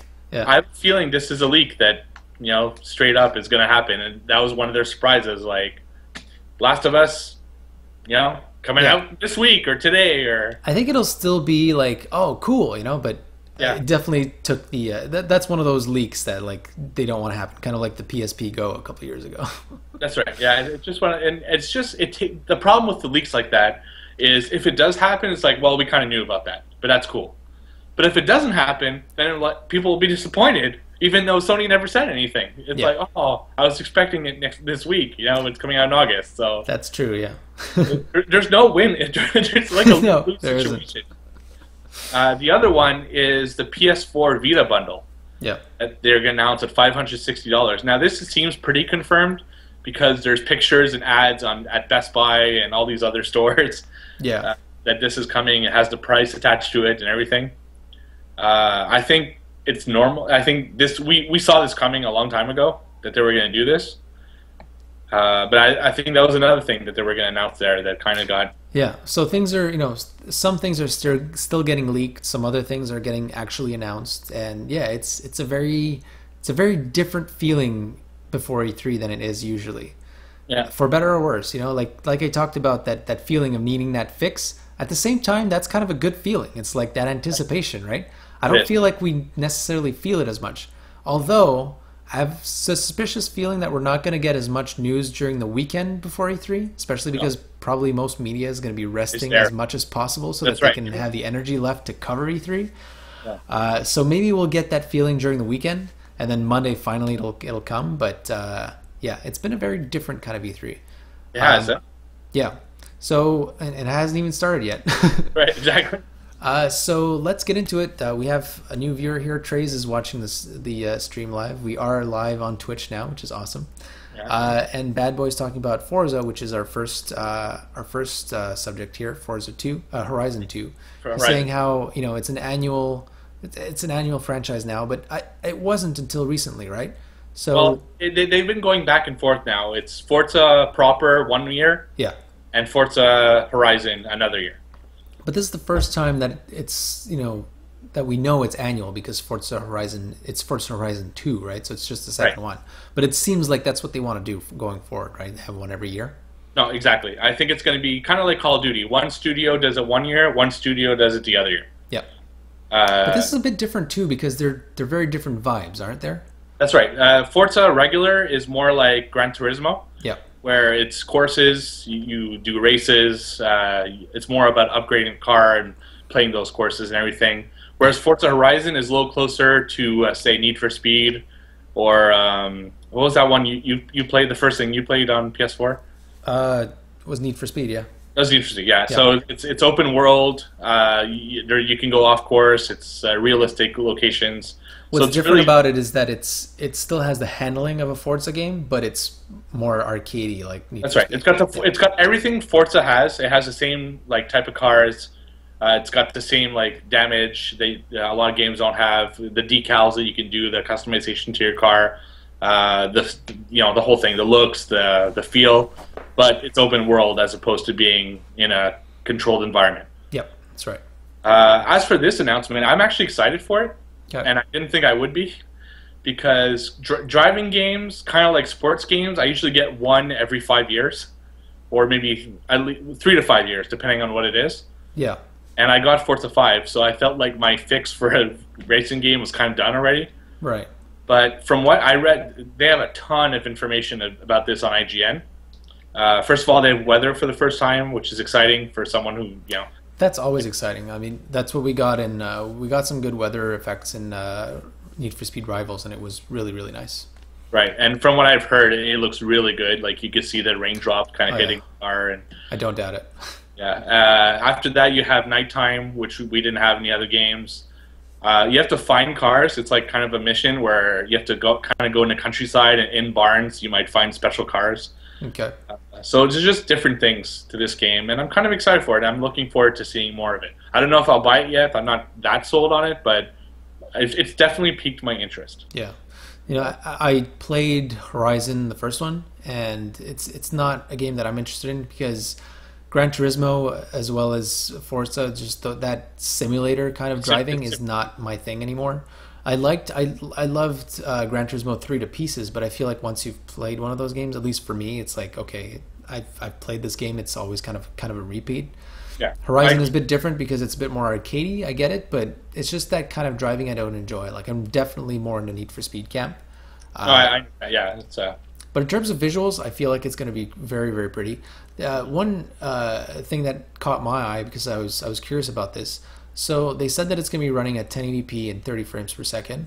Right. And so people wondering, if it should have been 60 frames per second or whatever. But to me, this makes sense. Well, they said fixed 30 frames per second. Fixed 30 frames per second, that's right. Which is important, right? Yeah. And it's open world, which is why it's 30 frames per second. So they wanted to hit 1080p, and I think that is important, especially for a Forza game, a next-gen Forza game. And so because it's open world and you've got these cars that are going super fast, you need to be able to 270 miles an hour, apparently. Yeah. For an interview. Right. So that top speed that the top car can hit, your game world needs to be able to handle that speed in any direction at any time. So clearly, it's more important for your game world to keep up than to hit 60 frames per second. I have a feeling like with future games, they'll probably be able to tweak that even more and more because they're building a new engine or whatever, so they have to keep up with that. But I think this is good. 30 frames per second is acceptable. It's not great. 60 frames per second is much better, but 30 FPS is definitely acceptable, and it's for a game like this, it's going to be perfectly fine. Yeah, but for people, see, and that's why you can't just look at the number and make a decision right there on whether it's good or bad. They have a valid explanation as to why it's 30 frames per second. Well, yeah, I'd argue the contrary as well, though, because for someone who's played, almost all of the Need for Speed and Burnout games that have come out since quite a while ago, you can definitely notice the difference in a racing game between 60 FPS and 30 FPS. Things move so fast by you that fluidity is really there when you have 60 FPS. So it's not just a number. Like, it really, really makes a difference in how you perceive the game. Does it make it not enjoyable if it's not there? No. But is it more vivid? Is it more lively? Is it more smooth and beautiful and stuff when it's at 60 FPS? Definitely. So it's not just a stat. It really does affect the world around you. Well, you have to also remember that a lot of games that are 60 frames per second, they're not fixed 60 frames per second. And when you start switching kind of thing, it really fucks up the motion blur. Yeah, no, but I'm talking about 60 FPS, like, fixed. So, other games like that have made use of this is Devil May Cry, for example. It is actually a very good example. DMC, the new one, was not a locked 60 frames per second. And boy, could you fucking tell. Because those games are so twitchy and so fast. Yeah, they're fast. It was so smooth. Like the DMC 3, which is like regarded as the best Devil May Cry, was 60 frames per second, and you could tell. Like, it felt good, And then you downgrade it for the future game, and you can tell the difference. So, yeah, no, it's... of course, I'm talking about a locked 60 frames per second. So if you can't reach the locked 60 FPS, definitely there can be a difference. Right. Especially, for non-PC gamers, for console gamers, usually you're talking about locked frame rates. If you can't achieve that locked frame rate, then you better lock it down to 30. Right. And that's what they're doing. So exactly. That's good. It's better to have a locked frame FPS than an unlocked one, especially for a console. Oh, yeah, for sure. Yeah, for sure. And that's where you see the difference a lot in consoles versus PC that I'm realizing. your eye gets used to it when you start playing PC games, like the kind of screen tearing and that kind of stuff that happens when your FPS isn't locked.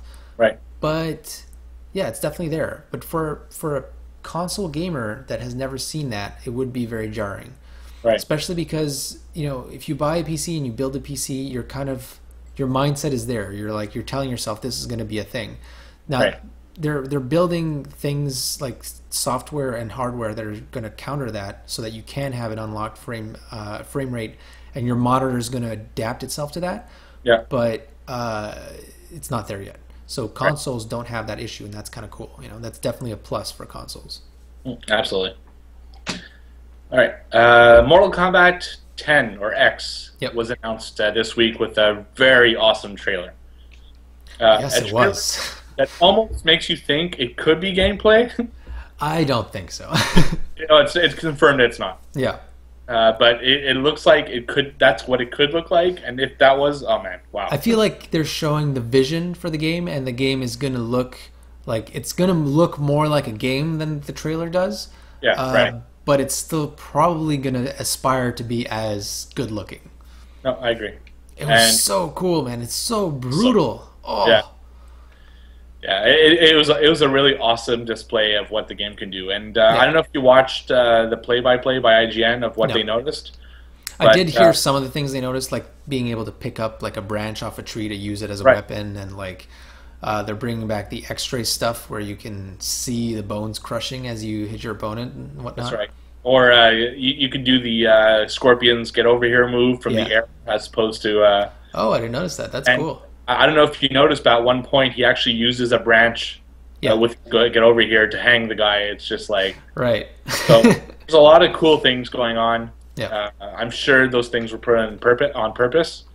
Yeah. And I look forward to seeing what more they're going to have, because they said they're going to announce new characters at E3. So. And that's what I'm excited for, because I don't play this game, but I'm still a Mortal Kombat fan in the sense that I love seeing their trailers. They're always so badass. So having seen this one and having seen how awesome it is, and it's with arguably their most stereotypical characters, I can't wait to see what they'll do with all the other characters in these trailers. So super psyched for that. Yeah, no, for sure. It's going to be awesome. Fighting games is another one of my games I only get every 3, 4, 5 years. Yeah. And this could be it. It's usually Mortal Kombat or Soul Calibur. But if this one holds up the way I hope it does, I have a feeling it will. Like the first next gen Mortal Kombat tells me it's going to be pretty special. Especially it's 10, Yeah. So it's like a special number too. So yeah. This is kind of funny. Homefront 2. I had a good segue between each one of these. In this case, it's going from something awesome to something. Who cares? Right. So Homefront 2 got announced, and I was asking, do we care? And you put a nice little Easter egg in my notes here where you went, nope. Correct. I mean, I don't know. It could be cool, but the trailer was just kind of, it felt like a little bit out of place. It's like, the concept is cool, right? It's an occupied America, but that was already part of the first. That's what Homefront was too. Yeah, and it's like the guns and all this stuff that they're using is like World War II era stuff, because you're like a resistance and there's nothing high tech about this. This is like the other direction that everybody else is going. That's right. There's something to be said about trends. People pick up on trends because that's where people's minds are going. Right. Apple is picking up on Android stuff because people have been enjoying what Android's doing. Right. This is going in the wrong direction, I think, to put it mildly. Yeah. So no. Oh, Moving along. Moving along. Yeah. Once again, switching gears completely, going back to something super exciting, and exactly going with the trend. The Batmobile got showed off. Boy, does it have gadgets. Yeah, this Batman game looks so fucking awesome. Holy crap! Something funny that was noticed. I don't remember if it was on Kotaku. I think it was, where they noticed how like everything has a blue glow. Yeah, all the heroes' eyes have blue glows. The Batmobile is glowing blue. It's like, I think it's more to do with the tech than necessarily a trend, because now you can have beautiful glowing things. Right. Whereas the lighting looks really, really good. Whereas you couldn't do this with the previous generation. So I think that's why we're seeing that. I think it's funny that everything is blue. But that's kind of cool, yeah. Yeah. The game is delayed to 2015. I guess we're not really shocked, right? That's happening left and right now. That's all I want to talk about. Yeah. I'm calling bullshit on this fucking game and their delay. Okay. Now, we talked about this before. We think delays are good if it makes the game better, right? Yeah. We understand them. But there's one thing that joshes my fucking mind here. You do not fucking say... Oh no, Steve is joshed. Yeah. You do not say a game is coming out this fall and then 2 weeks later decide delay till February of next year. Yeah, it wasn't a very long time ago that they announced the actual release date, right? They fucking knew what they were doing. They wanted to get you excited about this game and then delay it instead of just saying straight up it's coming out super far away. That's possible. I think it's a strategy. I think they knew what they were doing. There's no way in those 2 weeks that they suddenly need another 6 months of time to work on this game. There's no way. It can't. Yeah, I kind of agree that that's a very possible way that this happened. That Bad Boy's question must have appeared right before. There's a bit of lag on the stream, so he was exactly asking about this delay. I kind of agree that that's very possible, that it's possibly strategy.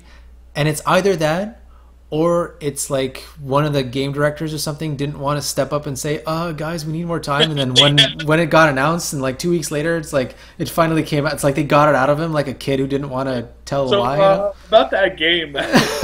Yeah. We're not going to be ready. Sorry. So you're going to need another week or two? 6 months, I think. So I think it's one or the other. I think it's bullshit. I think they want this played into their whole strategy. They get it out there, they make us excited for it. Then when we're super excited, then they delay it, so it kind of smooths the blow a little bit. Yeah. Either one or the other. Right. Next thing, speaking about hardware, but you screwed up my segue here because you already talked about this. Right. But we can talk about it a little bit more. The PS4 Vita bundle that's pretty much confirmed at this point. There's two sources, and actually no, that's not true. There's only one source, but there's two now. Is it?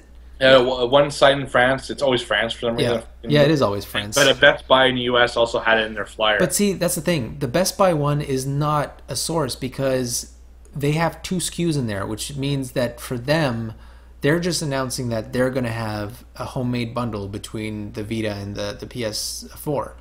So they probably...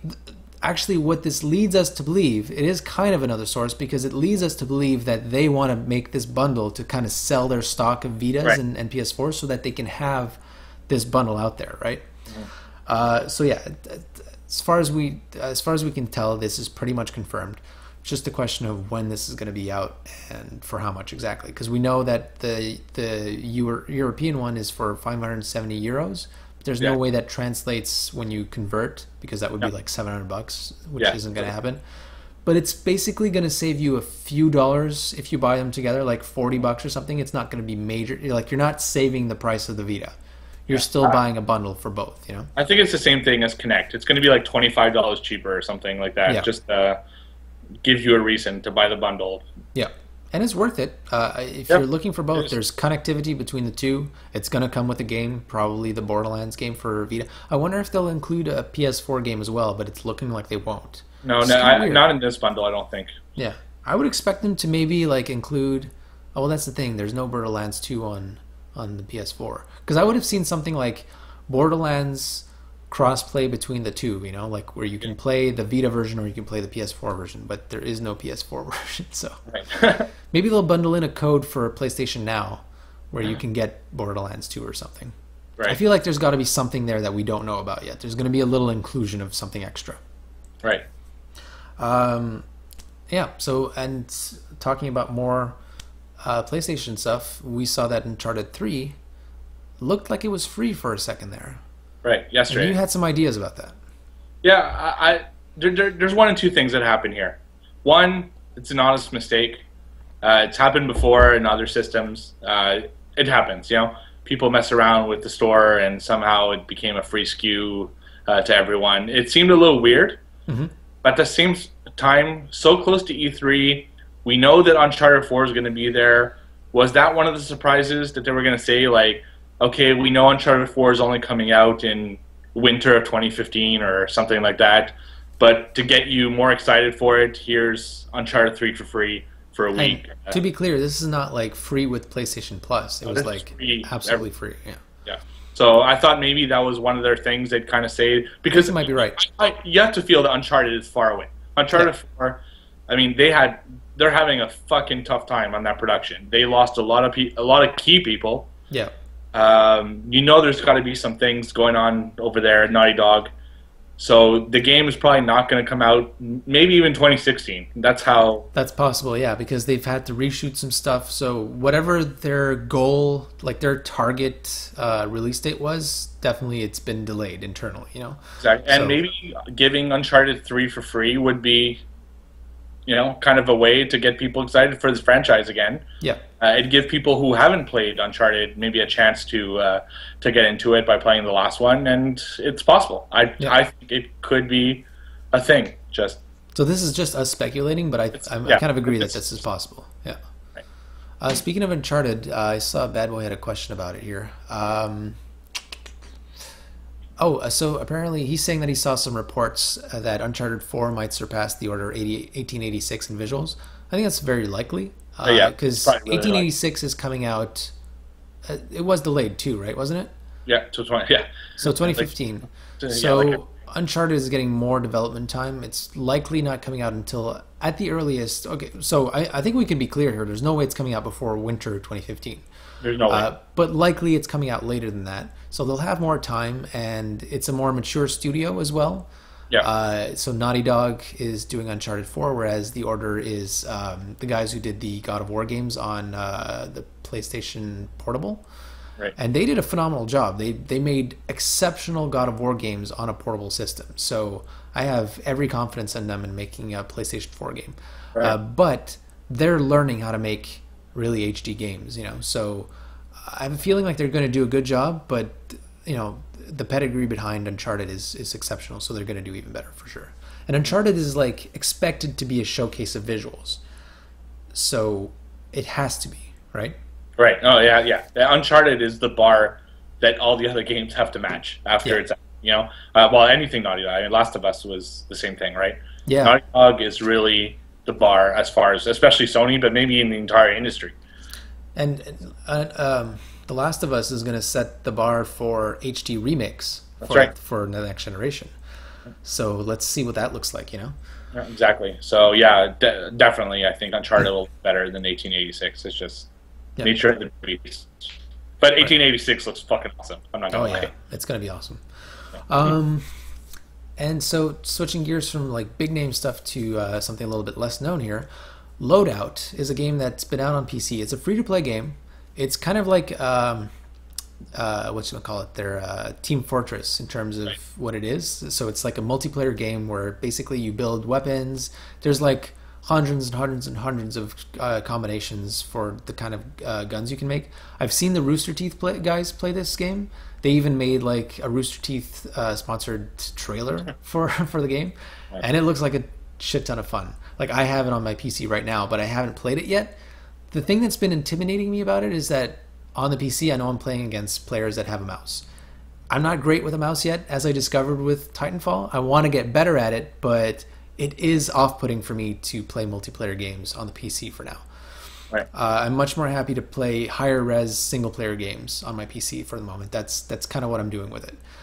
So, Loadout got announced for PS4. We don't know when it's coming out yet. I have a feeling we'll get a release date at E3. But it is coming to the PS4, and I could not be more excited to play this with my controller against other people who have controllers. Right. So really, really excited, and it's been confirmed that it's a console exclusive to the PlayStation 4. So I think that's a big deal. That's a game that kind of like Team Fortress became a big deal for PC. I feel like this one's going to be a big deal for multiplayer free-to-play games, because remember, you don't need the PlayStation Plus subscription. They've said that I think it's about 50% of PS4 owners have the PS Plus subscription, which makes a lot of sense. But that means there's 50% that don't. A lot of those people must be younger kids who don't have access to a credit card that can, buy the subscription, and their parents don't want to. This is the kind of game they're going to gravitate to. So I think this is a big win for Sony. Yep. No, I agree. It's a big it's a And cool. personally, I'm very, very excited to play this game, so I could not be happier. Is it free to play? It is free. Yeah, that's right. Okay. So. Yeah, and that's why it's going to be free to play. As in, no, you don't need PlayStation Plus to play it multiplayer. Makes sense. Yep. Cool. Now going back to another game that's coming, that's jumping ship, Dead Rising 3. I totally called this. Did you watch the hip hop inspired trailer? Yeah, I did. How cool was that? It is cool. Dead Rising 3 is a really cool game. I recognize all the parts from the game that they picked from, but yeah, it is a cool trailer. The only thing I have against the trailer, I don't find it looked all that good visually. Okay. I thought it looked worse than what I've played on the Xbox One, and I don't understand that. I don't know if it was just maybe, I don't know. It didn't look as good, as sharp as I remember the game being. So, I guess anyway, this trailer. So I didn't even say where it was jumping ship to. So it's going to PC. Right. It's not coming to PlayStation, obviously, because it was paid for by Microsoft. Yeah. So it's coming to PC, and they released this new trailer, which was really badass. And I mean, it's aimed at people who haven't played the game, I guess, right? So for me, I played the game a little bit at your place, but I didn't play it enough to really get an appreciation for how it's supposed to look. So to me, it looked fine, I guess. So I guess that doesn't really matter. But that's funny that it would look worse to somebody who already played it.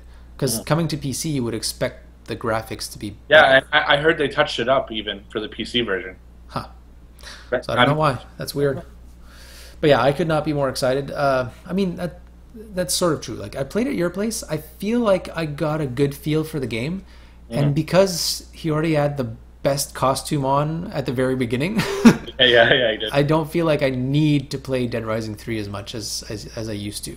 You have to see really the good and the bad of the game.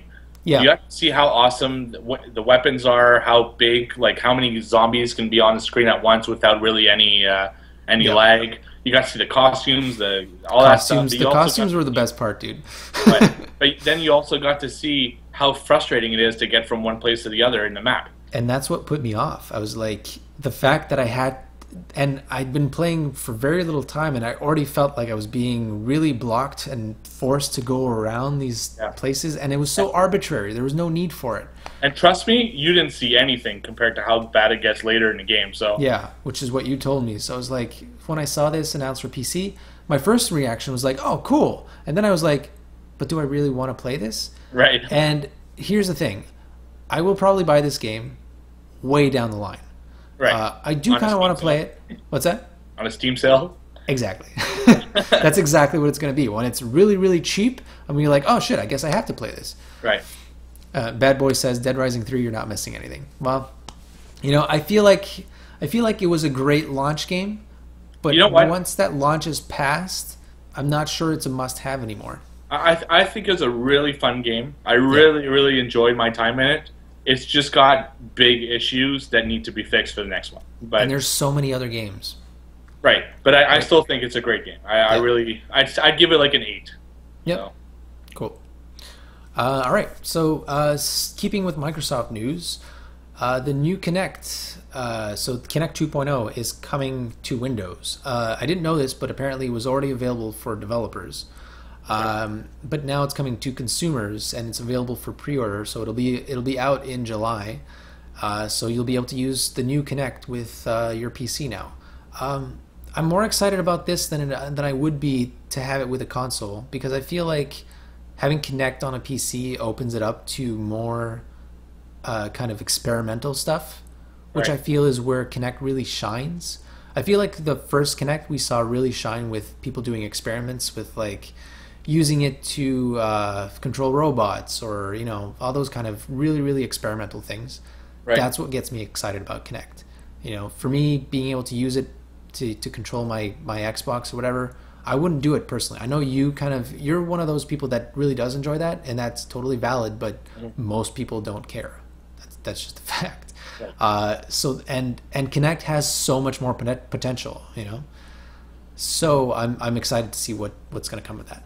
And Oculus could use it now if they wanted to. All sorts of VR possibilities, motion control. So yeah. And I'm also excited for it. because I feel that if someone does something awesome for it on the PC, they'll look into it, put it on the Xbox. Absolutely. So. Especially now that the Xbox is essentially running like a modified version of Windows. Yeah. They have said how it's easy to port from one to the other. So yeah, you could definitely see some stuff being developed, being experimented on, kind of like Steam Greenlight, where they put stuff out before it's actually ready for release. Right. So Windows is more open to that than consoles, you know. So if something like that succeeds massively on Windows, you can definitely see it being ported to the Xbox. Yeah, exactly. Yep. Very, very cool. All right, and sticking with Windows, this is something I had forgotten, but thankfully you reminded me. We saw a new trailer for The Witcher 3, which looks absolutely amazing. But at the same time, this was like a conference that was being held by Good Old Games, which is just called GOGnow.com. Right. And they're announcing their competitor platform to Steam and all the other platforms that are on PC. PC gamers are annoyed by this because there's not annoyed by the Good Old Gamers things, but the fact that there's so many different platforms. There's Origin now, there's Uplay, whatever the fuck else.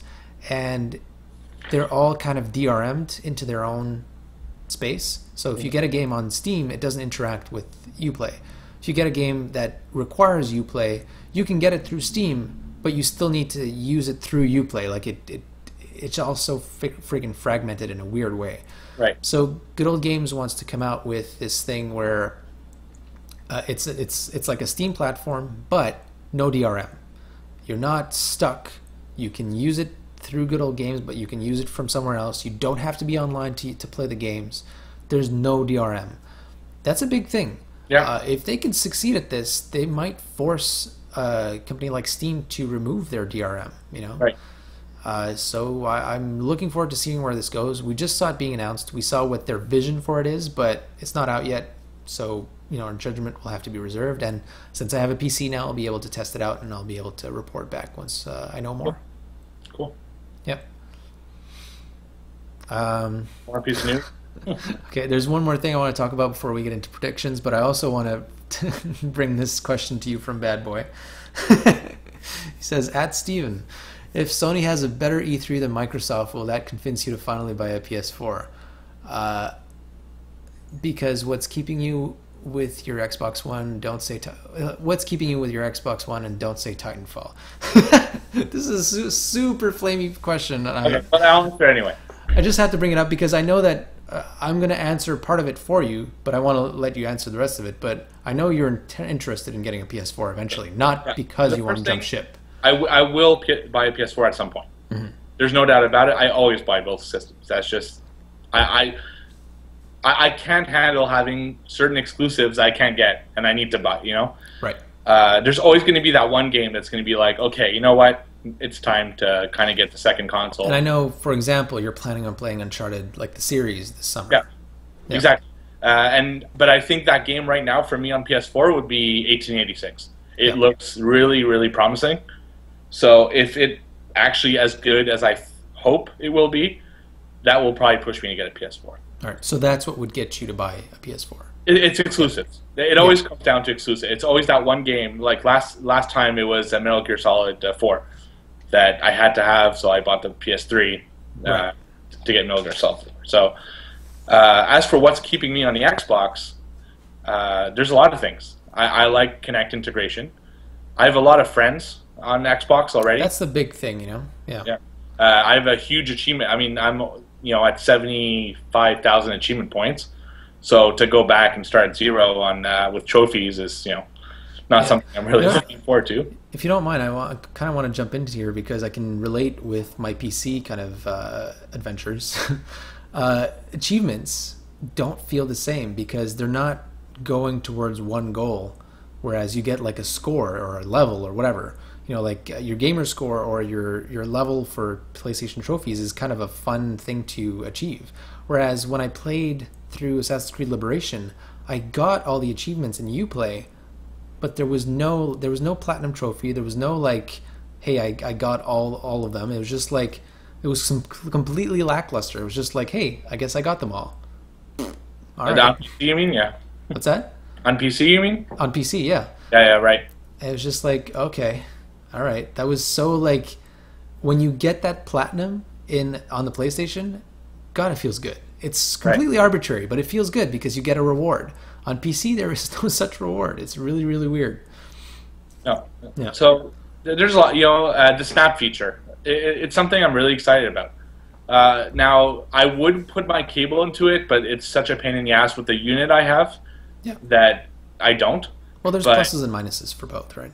Sure, but I'll have, when the NHL Network comes in, which Microsoft just announced 46 new apps coming to the Xbox One. Mm-hmm. When the NHL app comes in next year, I'm going to watch hockey while I'm playing video games. And I can do both. And there's a lot of things. There's a lot of little things, that keep me to Microsoft. But I think both systems are good. I really do. Yep. I will get both. That's just the way it is. So I agree too. And it's like the only reason I'm not going with Microsoft with the Xbox. Well, I am going with Microsoft too because I'm going with PC. Right, PC. Sorry. And for me, that's good because I get most of the multiplats because a lot of the multi-platforms that that are exclusive to one console. Sorry, a lot of the exclusives to one console, if they're exclusive to Microsoft, to the Xbox, there's a good chance that it will eventually come to PC as well. Right. So I'm covering my bases, I feel, with both of them. So same thing for you. If you have the Xbox and the PS4, you're pretty much covering your bases as well. Yeah, that's right. Yeah. You won't get Goat Simulator, but... well, maybe. Which has a patch, which I can't wait to play. Yeah. But it's possible because they put Farm Simulator on Xbox 360, so out of its popularity on PC, so who knows? It probably will come to consoles, actually. It's very likely. It might, so... Yeah. First E3 prediction, Goat Simulator. Yeah. I don't think it's going to be announced right away. I think they're concentrating on PC, so I don't see them doing that right now. Right. All right, last thing I want to talk about before we get into our predictions and wishes and all that kind of stuff was I just saw this today, and once again we always have to talk about VR. There's this thing called Control VR, which is a Kickstarter, and it's the most exciting non-headset VR news that I've seen so far. It's basically this thing that you kind of strap onto yourself, and when you hear that, you think to yourself, "Oh, I don't want to strap anything on," but it actually looks cool, and it doesn't look like it's obtrusive. It's just like there's this kind of thing that kind of looks like an Iron Man kind of exosuit. Yeah, right. But really bare bones, right? You have this puck here that must connect to whatever your system is. Then you have two things that kind of follow your arms down, and you have these gloves, these fingertip cut off gloves that sense how your fingers are moving, and you just do one quick calibration at the beginning, and after that it senses where your fingers are perfectly. So all of a sudden your arms and your fingers are in the game, and that already sounds pretty cool. But when you actually see it in motion, that Iron Man demo, holy crap, that looked cool. Yeah, you saw that, right? Perfect game for the show. Because you're right. The Exos, the middle thing is lit up for whatever reason. So it really looks like the Iron Man. Yeah. So yeah, it's cool. It's. And you could see him where he would do this, and you would see it in the game. They were actually using sign language to communicate one with the other in the game, which was epic. You can pick up ping pong balls, or they were playing beer pong in the game. Right. And then the Iron Man thing, he was actually doing this in the game, and then he would do a motion something like that, and it would actually shoot. Or you could go like this, and it would actually shoot the gun. Or it was really, really cool. And it's coming out at $350 for the first model, $350. So it's the exact same price as the Oculus Rift. So it's kind of doubling the price of VR. Right. But I feel like that's kind of to be expected. Early adoption for VR is going to be affordable. But if you really want to get into it, it's going to start to cost a bit more. And that's for any early adoption, right? So that kind of makes sense. Absolutely. Yep. All right. I don't know. That's all I wanted to say about it. I'm really excited to see more about it. So it's called Control VR. If anybody wants to go look it up, it's on Kickstarter. It looks pretty cool. Sounds good. So you ready for E3? Yeah. Fuck. Let's talk. Let's talk about. I know you had a bunch of pages about stuff you're expecting or predicting. 4 pages. I know it's. We've already been talking for 2 hours, so I guess we'll kind of not go too elaborate, but let's get into it a bit. Yeah. So I went by conference. Mm-hmm. So I have the 1, 2, 3, 4, 5 conferences, and then randoms that are like not part of any of these 5 categories. Okay. I just wrote a couple, like either predictions, wishes, or complete, hopes. Cool. I have a few here from Bad Boy as well that he asked earlier, so I'm gonna bring those in as well. Okay, so we'll go company by company. If Bad Boy has part of that like company, then you can ask him. So Microsoft was first. All right. I absolutely believe they're going to announce Crackdown 3. Oh yeah. I feel it's been a long time since Crackdown 2 came out. When they announced the Xbox One on the display, they had a Crackdown symbol. Oh, that's right. Yeah. Yeah, there's a good chance it's going to be there, huh? Yeah, so that's more. I'm not a big Crackdown fan myself, but I know a lot of people really loved it. And if there's one thing that we can thank Crackdown for, and that's the game that brought us Michael from Rooster Teeth. Yeah, right. it's his rage quit on that game that made them see him and then hire him to become a Rage Quit Mike on Xbox. That's awesome. And and the game was also, I think, one of the first ones to do like the Saints Row 4 thing, where like you have so much power in an open world and you could just jump everywhere and be like a superhero. Right. Yeah, the first one was actually pretty good. The second one, not as much. Mm-hmm. But I can see them reviving that on next gen. Yeah, so I think that could be an exciting... and I totally predict this is going to happen. I mean, okay. Number 2, we're going to see the Halo 5 trailer. Mm-hmm. Not gameplay yet. I think that's pretty much for sure. Oh, you don't think we're going to see gameplay? No, I think it's going to be an actual like kind of story trailer. Okay. And gameplay is going to be at next E3 before its winter launch of 2015. So. Okay, that's possible. I do think they will announce Halo 2 Anniversary. Yes. I'm not convinced about the Halo Anniversary pack, the Master Chief pack that they've been saying. Yeah. It's all 4 games into one. I just feel that's too much work. I feel like that's more likely, but it might be too much work. But I also feel like that seems like the option that makes more sense. Yeah, but because you look at Halo 1 Anniversary, mm-hmm. they really remade that game. Yeah. They had this cool thing where you can press one button and go from the Xbox version to the Xbox 360 version seamlessly. Yeah. And see the differences. And it was like a complete HD upgrade, Yeah, yeah. And I don't see them doing that for 4 different games. Well, or 3. I think they might. Halo 4 is pretty good. So I think they might do something like that, whereas they won't put as much work into each game, but because they're all Xbox 360 games, once they do it on one, it becomes easier to do it on the other ones. But then again, I feel Halo 1's already been done. Yeah.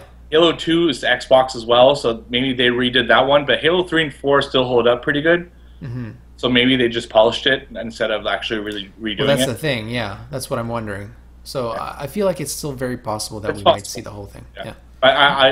My personal bet would be that it's going to happen. It's going to be all of them. Right. Well, that'll be awesome. Yeah. I think we're going to have a Gears of War teaser in the same vein as Uncharted 4. It was at the Spike Video Game Awards. Just a really like vague. Yeah, just like a title screen, some smoke, and like a voice or something. And maybe like Marcus Phoenix's voice to show that it's coming back to his storyline, because I think they want people to forget Ascension or whatever the fuck they call the Judgment or whatever. Judgment. Yeah. Ascension was a shitty God of War game. That's right. The other GOW. Civ that fucked up the fourth one. Yeah. I really hope to see Dance Central 4. Yeah, that's a strange omission from the launch lineup for Xbox. I feel like that would have been a good Xbox game, like launch game. Well, it's Ubisoft, right? It's not Dance Central. Yeah. Is Dance Central Ubisoft? Yeah. Are you sure? Yeah, 100% sure. Okay. So that's why I think. No, it's Harmonix. Well, I think it's a partnership. Oh, okay, right. Yeah, but they're more associated with Harmonix than when you think Dance Central, you think Harmonix. You don't think because Ubisoft. No, that's right. Ubisoft is just Dance, so it's not the same. Isn't EA just Dance? No, just Dance is Ubisoft. So EA is probably. Anyways, I know Harmonix is Dance Central. I know Ubisoft is just there's a company behind Dance Central. Yeah, but yeah, no, I don't know. I don't think we're actually going to see that this year. You know, I think it's the one thing that can move Kinects. I think you're right, but I don't think we're going to see it. No, I think we're going to maybe see it next year. Yeah, I don't think, because Microsoft is not going to be talking about Kinect much this E3. No, but I think if there's one thing they will talk about, it's Dance Central. I don't think so. I think they don't want to bring Kinect up this year. I think they want to focus on the games and they don't want to focus on the peripherals. So my assumption is that we're not going to see. I don't think we're going to see anything Kinect personally. Okay, we might see small integrations, but at the conference itself, we're not going to see anything Kinect. I think that will be the only Kinect they're going to talk about is Dance Central 4, and I don't think that it's in the.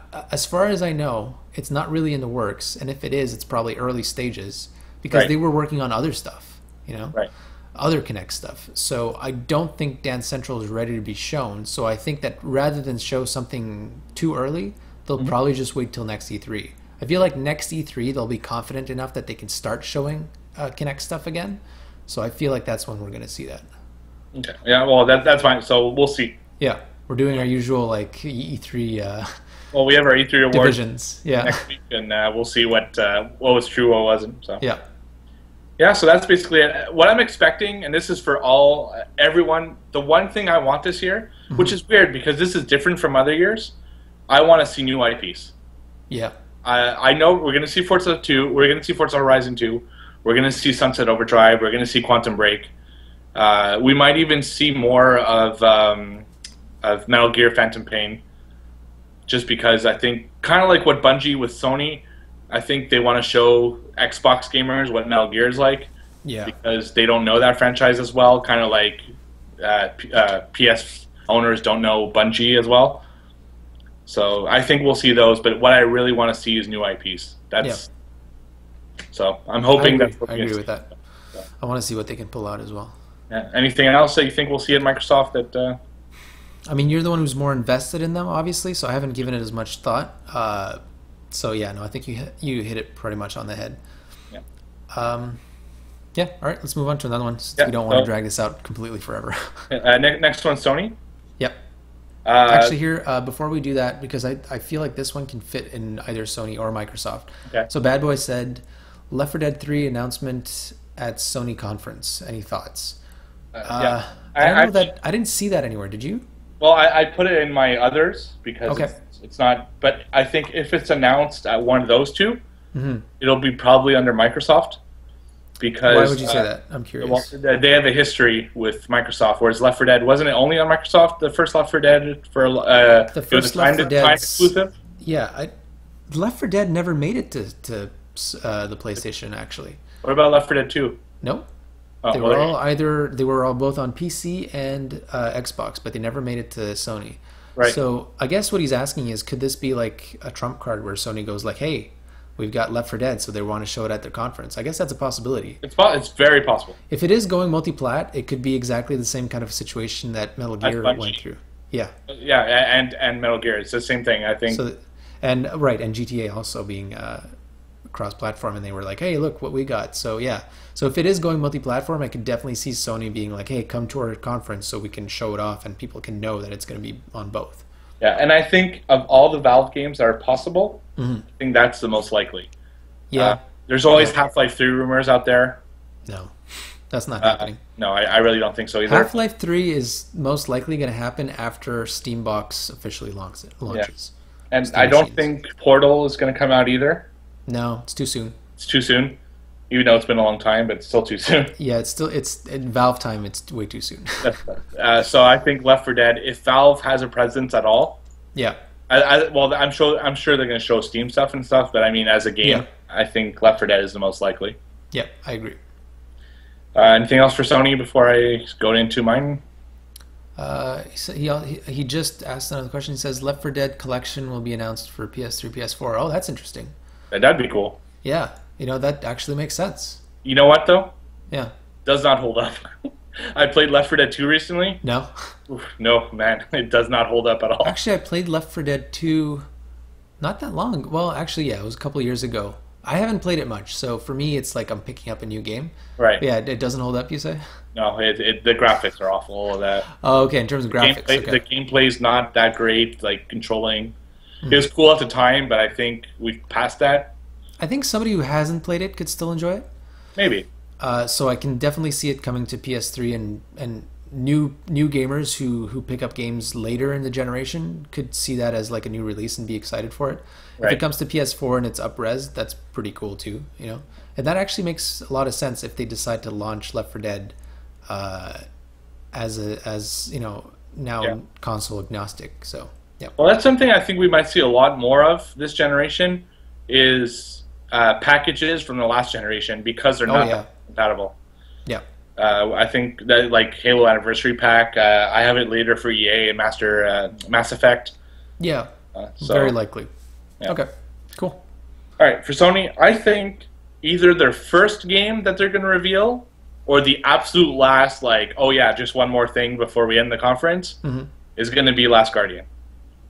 Yeah, I mean, it's like every year we have hopes. This year I have high hopes. I know Colin Moriarty from IGN is feeling the same way. It's like we're so sure it's going to show up this year, but I have a feeling this is the last year before people officially get sick of it. This is like their last chance to give us Last Guardian, or it's like, fuck it, you know what? Let's forget this game. Well, I kind of disagree. I feel like they could still show. I think they have 2 years left. Okay. This year is the one where it's actually going to feel like it matters. Next year is going to be like, oh, are you fucking kidding me? It's finally coming out. Right. Okay, let's give it a shot. Another year after that, you're done. It's too late. Yeah. Just too much. But I have a feeling they're going to start the conference with it or end the conference with this as their big reveal. Like, this is what you wanted for the last 5 fucking years. Here it is. Last Guardian out this fall. Yeah. I don't know. I don't feel like it's... I feel like it's too shameful for it to be a headliner. I feel like it's going to be a big deal. It's going to be at a part of the conference that it's going to be like, oh shit. You know, it's not going to be like hidden in there. But I don't think it's going to be beginning or end. I think they have more important things to launch or end. I feel like the ending is probably going to be The Last of Us coming out next week or something like that. Yeah, but you know, because people have played The Last of Us, I don't know if they'd end it with that. Well, I feel like it's because they can say like, hey, it's coming out this week. Today. Yeah, right. Yeah. I feel like that's why it might be something they end with. But you're right. Yeah, it might not. That might not be the last thing they want to talk about. No, I wouldn't think so. So maybe it'll be that, and then hey, one more thing. Maybe The Last Guardian. I think don't Last know. Guardian will be the last thing. I definitely think that it'll be placed at a pivotal point in the show, not just like in the middle of stuff. Right. Yep. My second prediction: Little Big Planet. I think it's overdue. Yeah. I feel like we're going to hear something about Little Big Planet. Now, we know Media Molecule is not going to be there. Right. But they're not the ones working on Little Big Planet. We know that the ones working on Little Big Planet are the ones who worked on the cross-control stuff with the PlayStation Vita and the PS3. Yeah. And that was phenomenal work. Like, they did a really good job with that DLC. And so they're handling... And they've done other stuff with Little Big Planet as well. So they're handling Little Big Planet 3, supposedly. Right. Like we know that they're working on next gen Little Big Planet or something like that.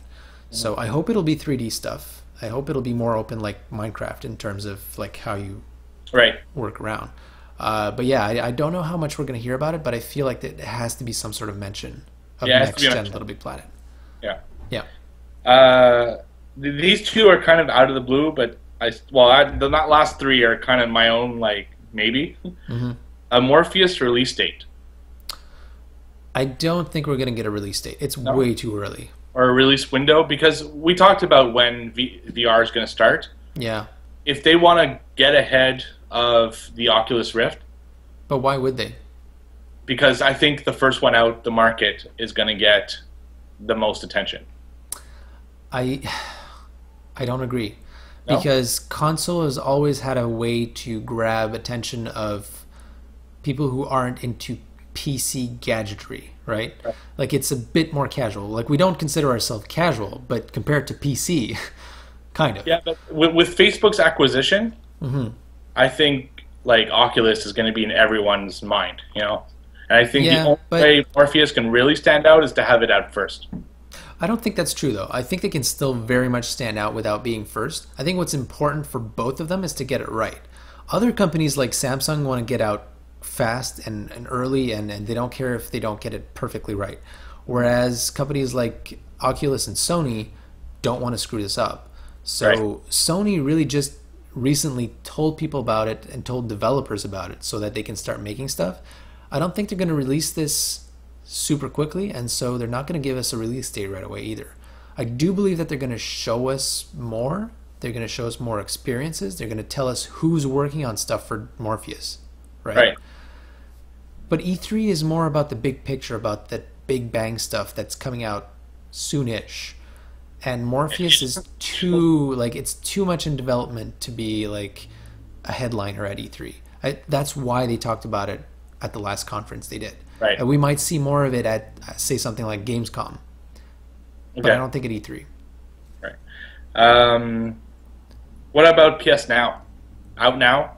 Out today? Yes. I think that's going to be a big thing. I don't think it's going to be out right now because the beta just kind of expanded. So it seems like it'd be too soon for them to say, like, hey, right away it's out. But I do believe we're going to get a firm, like, this is coming out at this point. Yeah. They might expand the beta even more or something like that. I'm very curious to see if it's going to be limited to the US at first.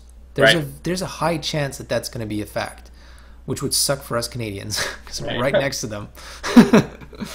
But because of like partnerships with like ISPs and stuff like that, I think it might. I mean, we have a better chance than Europe to see it right away. Well, we know that Europe's not getting it right away, right? Right.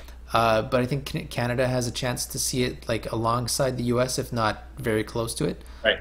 But yeah, I think we're gonna get a release date for it. I think we're gonna get like a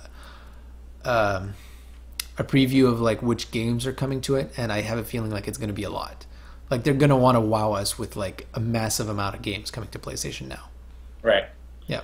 And you might want to get a PS4 so that you can play Uncharted this summer on your PS4. Well, I already have them on PS3, and they're still in the wrapper, and I've had them for like 6 years or fucking. That's true. I don't know how long I've had them, but forever. Yeah. The good news though is if you do get a PS4 before you get that, I'm not saying you would or whatever, but if you do, you can. I can confirm this. I forgot to talk about this when I was talking about Brothers, but I started playing it with the DualShock 3 because that's what I'm used to doing it with my PS3. But at some point I was like, you know, going from the DualShock 4 to the DualShock 3, my fingers were slipping off the edges of the thumbsticks. I had a claw grip on it. This was the way I was used to playing, and I didn't see a problem with it until I got a DualShock 4. So I plugged it in via USB to the PS3, and it worked flawlessly. So it definitely augments the experience. Right. Just and side note. My last, this is more of a hope, and I really doubt this is going to happen for Sony. But it get me excited because that's one of the games I liked the most on my first PS, on PS1. Yep. A new Crash Bandicoot. Well, there's been rumors, right? Yeah, but there's always rumors of everything, right? But I mean, rumors based on facts, because in one of their like not sizzle reels, but like one of their it's all about play trailers, right? Yeah. There were little signs of Crash Bandicoot, so there's a possibility. I'm not sure. My prediction is that we won't hear about it this year. I feel like maybe next year. Okay, but I have a feeling something's going to happen. Yeah, I have a feeling he's due for a return. Yeah. He was the PlayStation mascot for a while. Yeah. Now it's Sackboy, right? Yeah, that's right. But I don't think Crash Bandicoot is the kind of mascot they want to have for PlayStation 4. No, but I think it'd be cool to have him back for a game. It would be. Yeah, on next gen, because there hasn't been any on PS3, has there? I don't think so. I wasn't a fan of the series, so I can't say for sure. But I think there's been like you could play the old games on PlayStation 3. But yeah, right. Yeah. Bad Boy asks us about God of War.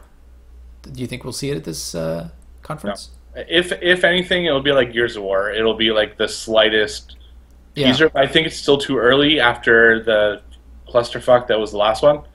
But here's the thing. Something tells me that they want to put it back out there and show us, what God of War could be on next gen. And it's either going to be... So here's what Bad Boy says. He says, would it maybe feature Kratos fighting Egyptian gods. That makes sense. Like, Yeah. he has to expand the mythology somewhere. Right. But I'm kind of hoping that they actually go with another protagonist. I don't want to see Kratos anymore. He was awesome, and then they killed him. Like, they killed it. Yeah. So. See, that's the one advantage Gears of War has. Mm-hmm. They can say that the reason the last one didn't work is because it wasn't Marcus Phoenix. Yeah. So they kind of have like this play where it's like, well, that wasn't Marcus Phoenix, so it didn't really count, right? Yeah.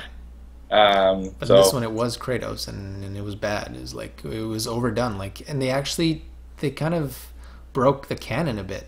You know?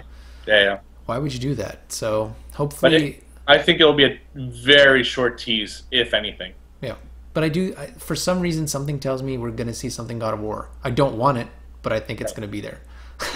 Yeah, and one question I have, and this, I forgot it for Microsoft as well. Yeah. How much time do you think they'll spend on 360, PS3, and Vita at these conferences? Any, or like very little? I don't know. I think they're going to talk about Vita, definitely. Okay. There's going to be the bundle, so they're going to want to talk about it a little bit. They're going to mention. They're not going to spend a shit ton of time on it, but they will mention it. They will mention new games coming to Vita. I'm pretty sure. They don't want that thing to die, and they shouldn't. Right. Vita is like, everybody who has a Vita. It's not a huge amount of people, but those who have it love it. It's a great piece of hardware. It needs more games, but what it does have is amazing, and that's something to be proud of. You know, a lot of consoles have tons of games, and just a few of them are good. With the Vita, the games that do come out for it, they're good. So. I feel like they do need to keep pushing on that a little bit. The 360. Bad Boy says Microsoft on 360 0%. He doesn't think they're going to talk about it. What do you think? I think they might announce 1 or 2 games for it. At the conference? At the conference. Really quickly, just to kind of keep gamers like, we haven't forgotten about the 360. Mm-hmm.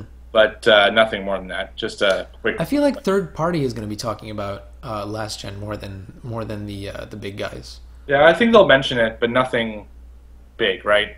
Mm-hmm. It'll be 5 minutes of an hour and a half will be dedicated to old gen or current gen. Well, yeah, I think Microsoft has a history of being much more brute about like dropping last gen too. Yeah, so I do believe that there's less chance Microsoft's going to talk about the 360 than Sony. Sony's definitely going to do the whole thing like. Look at PS3, you know, they always like to do that, right? Every year, right. Like sold so many consoles, you know, all this kind of attach rate, blah blah blah. Bad Boy says Sony PS3 5%, Vita 7%. That makes sense. I feel like PS3 5% is right on the ball. I feel Vita might get a bit more than that. Maybe, yeah, because it's integrated with the PS4. Yeah, they'll talk about that integration, you know. So sure. It'll be like they're talking about PS4 still. Yep. So, yeah, and the last question I had is, are they going to finally have that feature where you can play your friend's game in PS4? Are they going to... Yeah, right. Where the fuck is that? That was something that had me really excited about PS4. So, yeah, I want to see that. I hope they will. Yeah, do you think they'll talk about new features to the PS4? Or it'll be just games like Microsoft is doing? My prediction is that they won't. Yeah, but I want them to.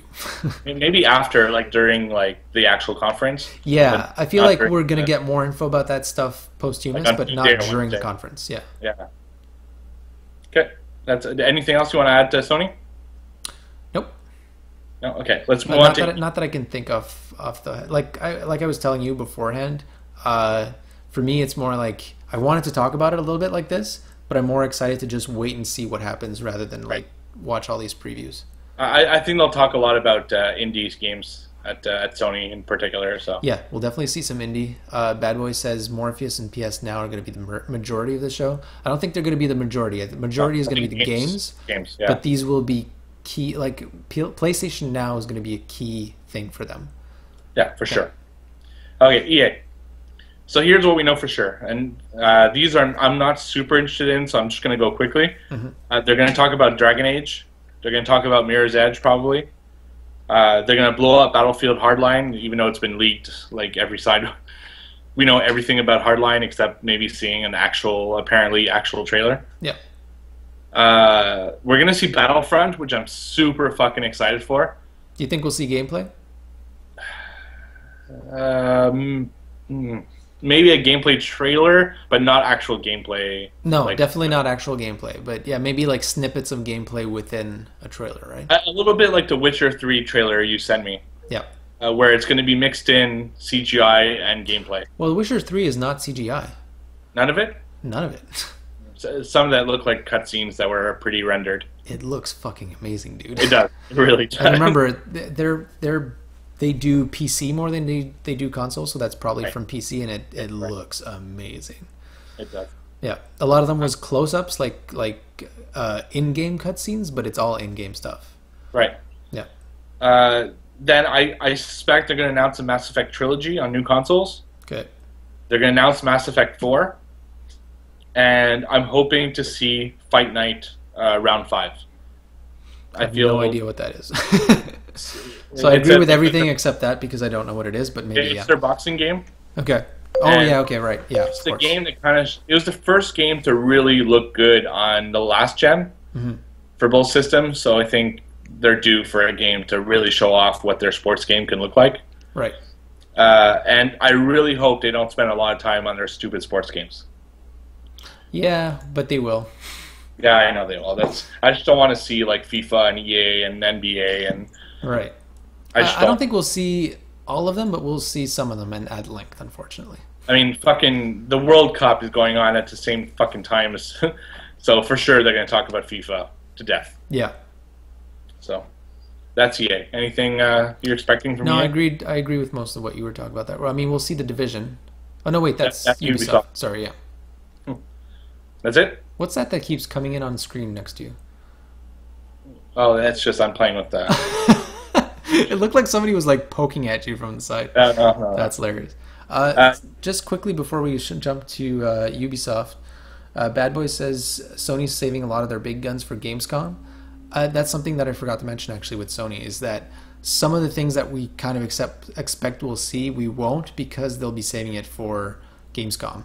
Some of the more experimental, like the more European stuff, we'll definitely see there. Like Media Molecule is probably not at E3 because they'll be at Gamescom. At Gamescom, yeah. Yep. So I think their big guns are going to be at E3. Yeah. Their big guns will be at Gamescom. I feel like it's big guns, like the term to us means like they're heavy hitters. We'll definitely see those at E3. But some of their heavy hitters that are more like that we don't see as much as heavy hitters, but Europe does, right? Right, like so FIFA. Yeah, exactly. They're smart at dividing their conferences to hit those markets a little differently. So that's valid. Okay, Ubisoft. Ubisoft. So yeah, Division we're going to see more of. Yep. Maybe another gameplay trailer like we did last year. Yeah, but we know it's delayed, so I don't know how much we'll see. Right. AC Unity we're going to see a ton of. Oh, but they did tease. They put out a teaser today for the Division, so they're definitely showing it.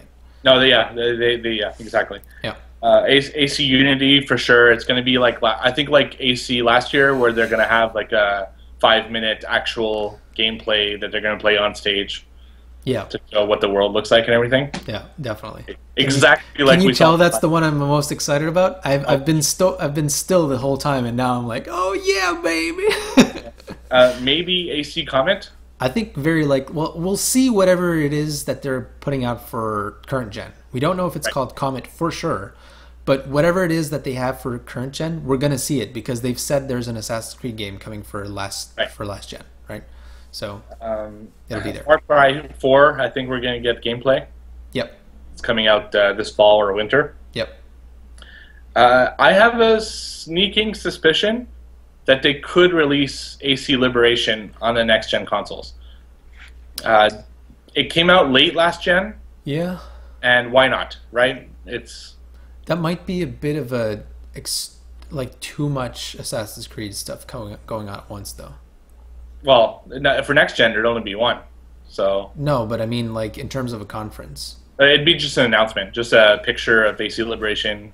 Could be coming this fall, also or maybe a bundle with Unity. Yeah, I'm gonna call that's not gonna happen, but I feel like it might come to next gen. It'll probably come to next gen at some point, but the install base is not big enough that they need to worry about that yet. It's more a wish than anything. Yep, Speaking of wishes, I'm hoping that after all that fucking development and pushing the game, that they're also going to bring South Park to next gen. Oh yeah, seriously. I haven't played it yet, so that would be awesome. But Yeah. I don't think that'll happen actually. No, I don't think so either. I just Yeah, hope so. I think that's staying with current gen. Yeah, but it's mostly to me, it's going to be to see Assassin's Creed Oh blown my up. god, that to me that's going to be the best part of the conference. Yeah, exactly. I wonder if Assassin's Creed Unity might actually be showed off at Sony's conference. Yeah, it's possible. Because that way they would get to split it, right? Then They show that off at Sony, yeah, and then they show off the current gen. the other. Right. Yeah, or last gen. I mean, yeah. Yeah, that would make a lot of sense. Yep. Maybe again with exclusive missions and all that kind of stuff. Well, you know they're going to do that. They always have like one little exclusive mission. It's never something amazing, but right. it's there. It's something. Yeah. I mean, seeing Evelyn on the PS4 engine was kind of cool. It just sucked that the mission was actually just terrible. All right. There was really nothing interesting. Worse than the previous extra missions. And instead of... Because I thought they were going to have her doing a mission in the Caribbean. Yeah. Because in Liberation, she does go to Mexico. She goes to like these Mayan ruins and stuff. So I thought that was going to be the kind of mission we would see, where she would be in the Caribbean and we'd see like palm trees and stuff. But no, she's in like Connor World, where she goes to like this forest and it's like pine trees and stuff. Right. It made no sense. Like you had the opportunity to put that awesome character in that awesome location and you didn't do it. And because they didn't do it, they had to make a specific world for those missions, and that's what limited it because it was very, very linear.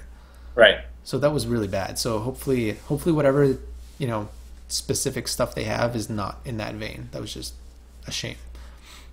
Anything else for Ubisoft? Nope. Like, well, I mean, we'll see more stuff. Sure. We'll see. We'll see all these. I think we're going to see. They'll have some quirky stuff, that's for sure. New IPs. So they might have some Kinect stuff as well, some motion stuff like Kinect / Wii U or whatever. Yeah, that's very possible. Yeah, it could be a Just Dance. I feel like Just Dance is more likely than Dance Central. Okay. I don't think that's what Kinect needs. I think Kinect needs Dance Central more than it does Just Dance. Right. But I feel like that's what we might get. Yeah, no, I don't know, we'll see. Mm-hmm. I still think Dance Central is the game that's going to come out. All right. Nintendo. I wrote one word. Do we have to? That's why I only wrote one word. Minecraft. That's Minecraft on Nintendo? That's not going to happen. Why not? That's just not going to happen. Why the fuck would Notch want to put Minecraft on Nintendo? Why not? Because there's no consoles. Yeah, but I still feel like it's possible at some point. Maybe not now, but if I were Nintendo, I'd put all my energy into getting this game. What? I feel like Nintendo's the least interested in getting Minecraft. They should. Yeah, they don't, but they should. That's right. They don't. Like, there's no way Nintendo is going after Notch.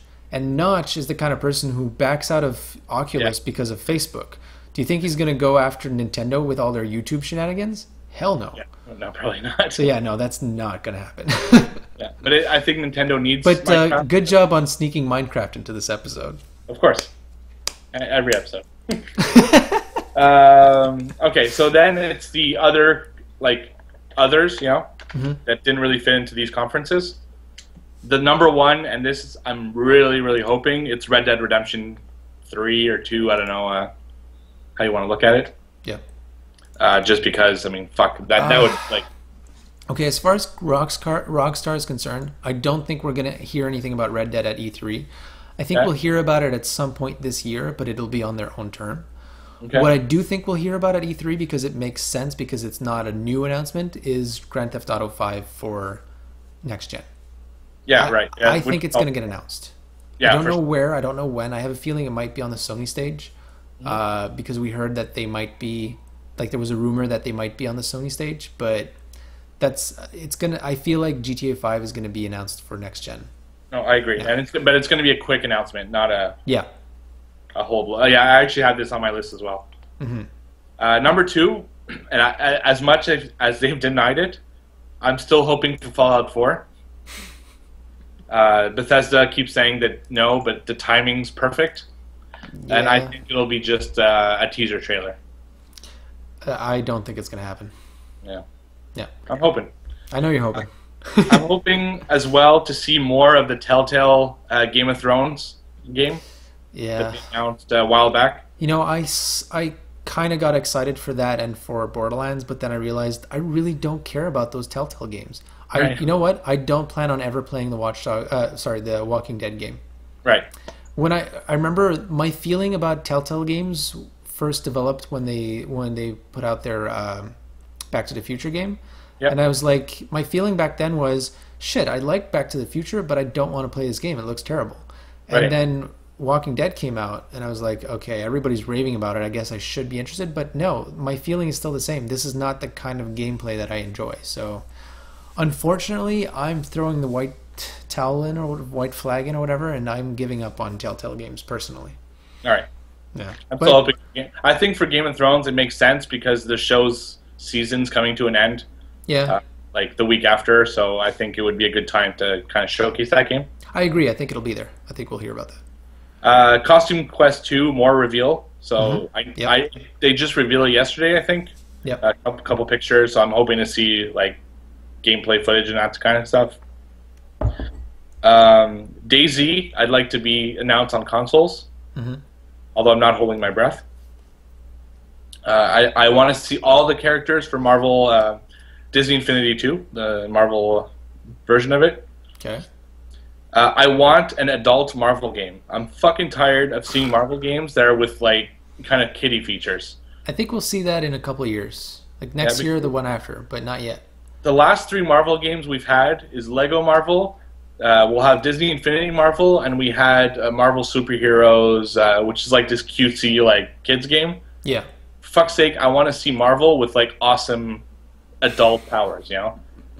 So I want to see a lot more of No Man's Sky. I think it's time to show more about that game. Oh yeah, No Man's Sky. Yeah. I wonder if we'll see that at E3, because it is an indie. So right. I mean, we could see it on stage at Sony. At Sony, right? But otherwise, I feel like it might get lost. Even though everybody's excited for it, I feel like because it's an indie, E3 is a bit too daunting. I think we're gonna see it like on the Tuesday, Wednesday, kind of like. No, I think if we do see it, it'll be at the Sony conference. You think Personally, so? I think if we don't see it there, we won't see it at E3. Okay.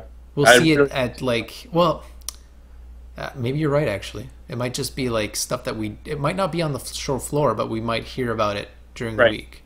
Exactly. It could be like at an IGN or like a game trailer conference type thing, you know? Yeah.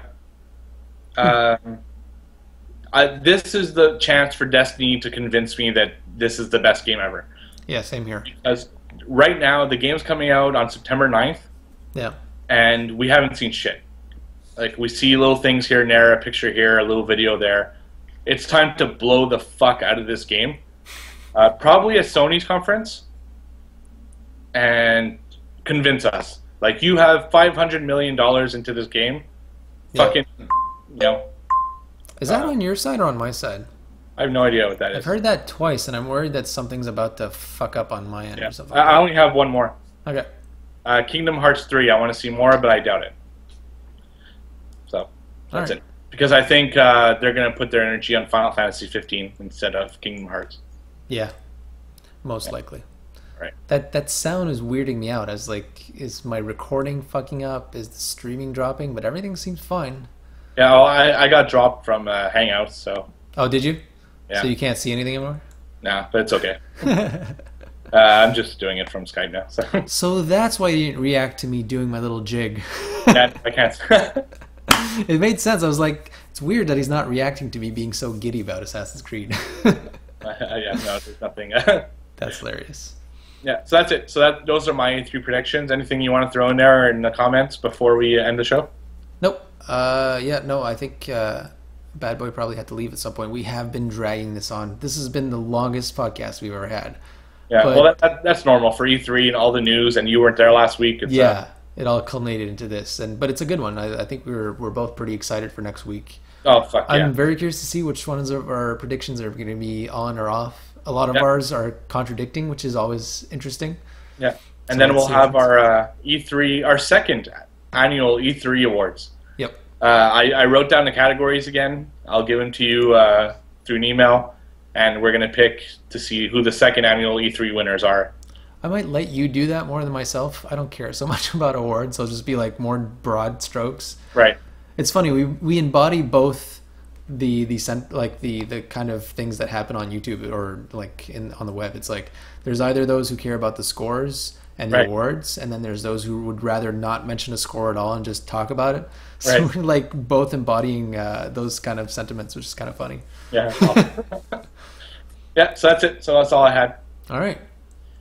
All right. So anything else you want to add before I close the stuff?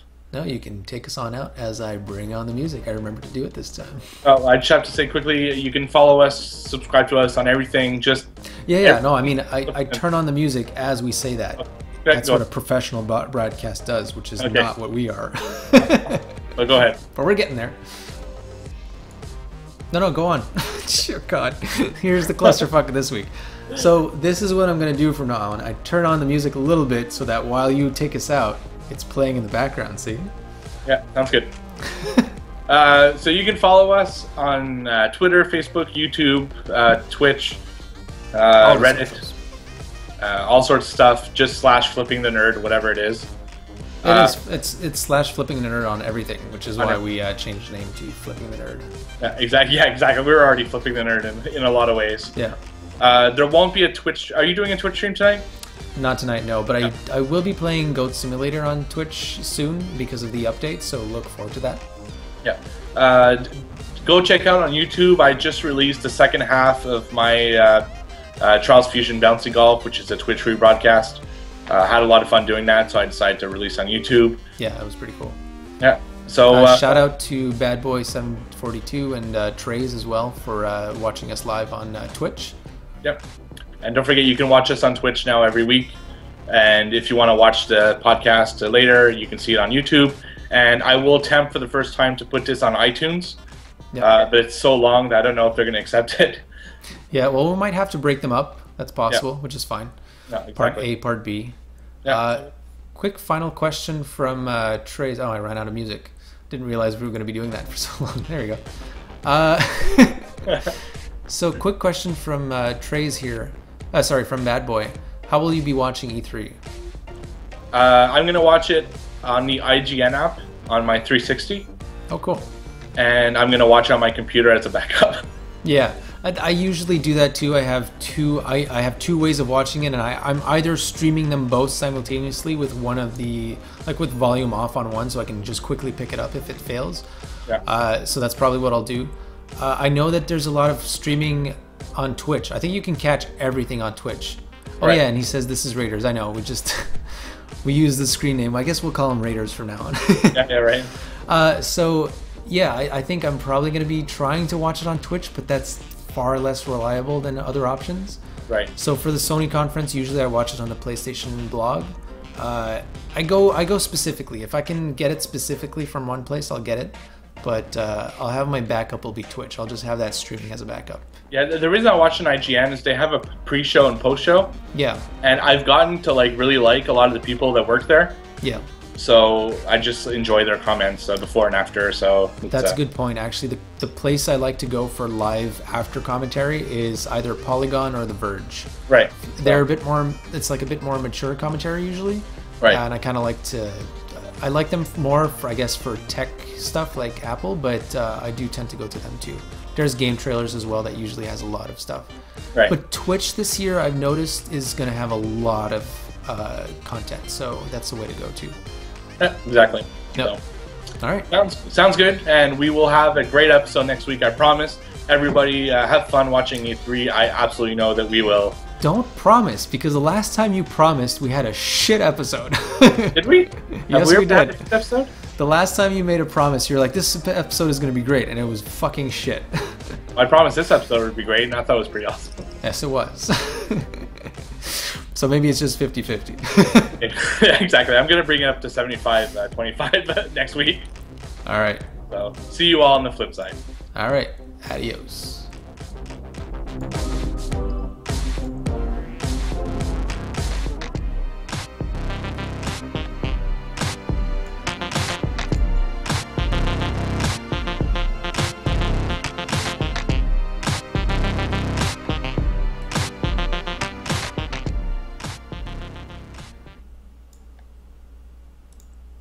Oops, fucked it up.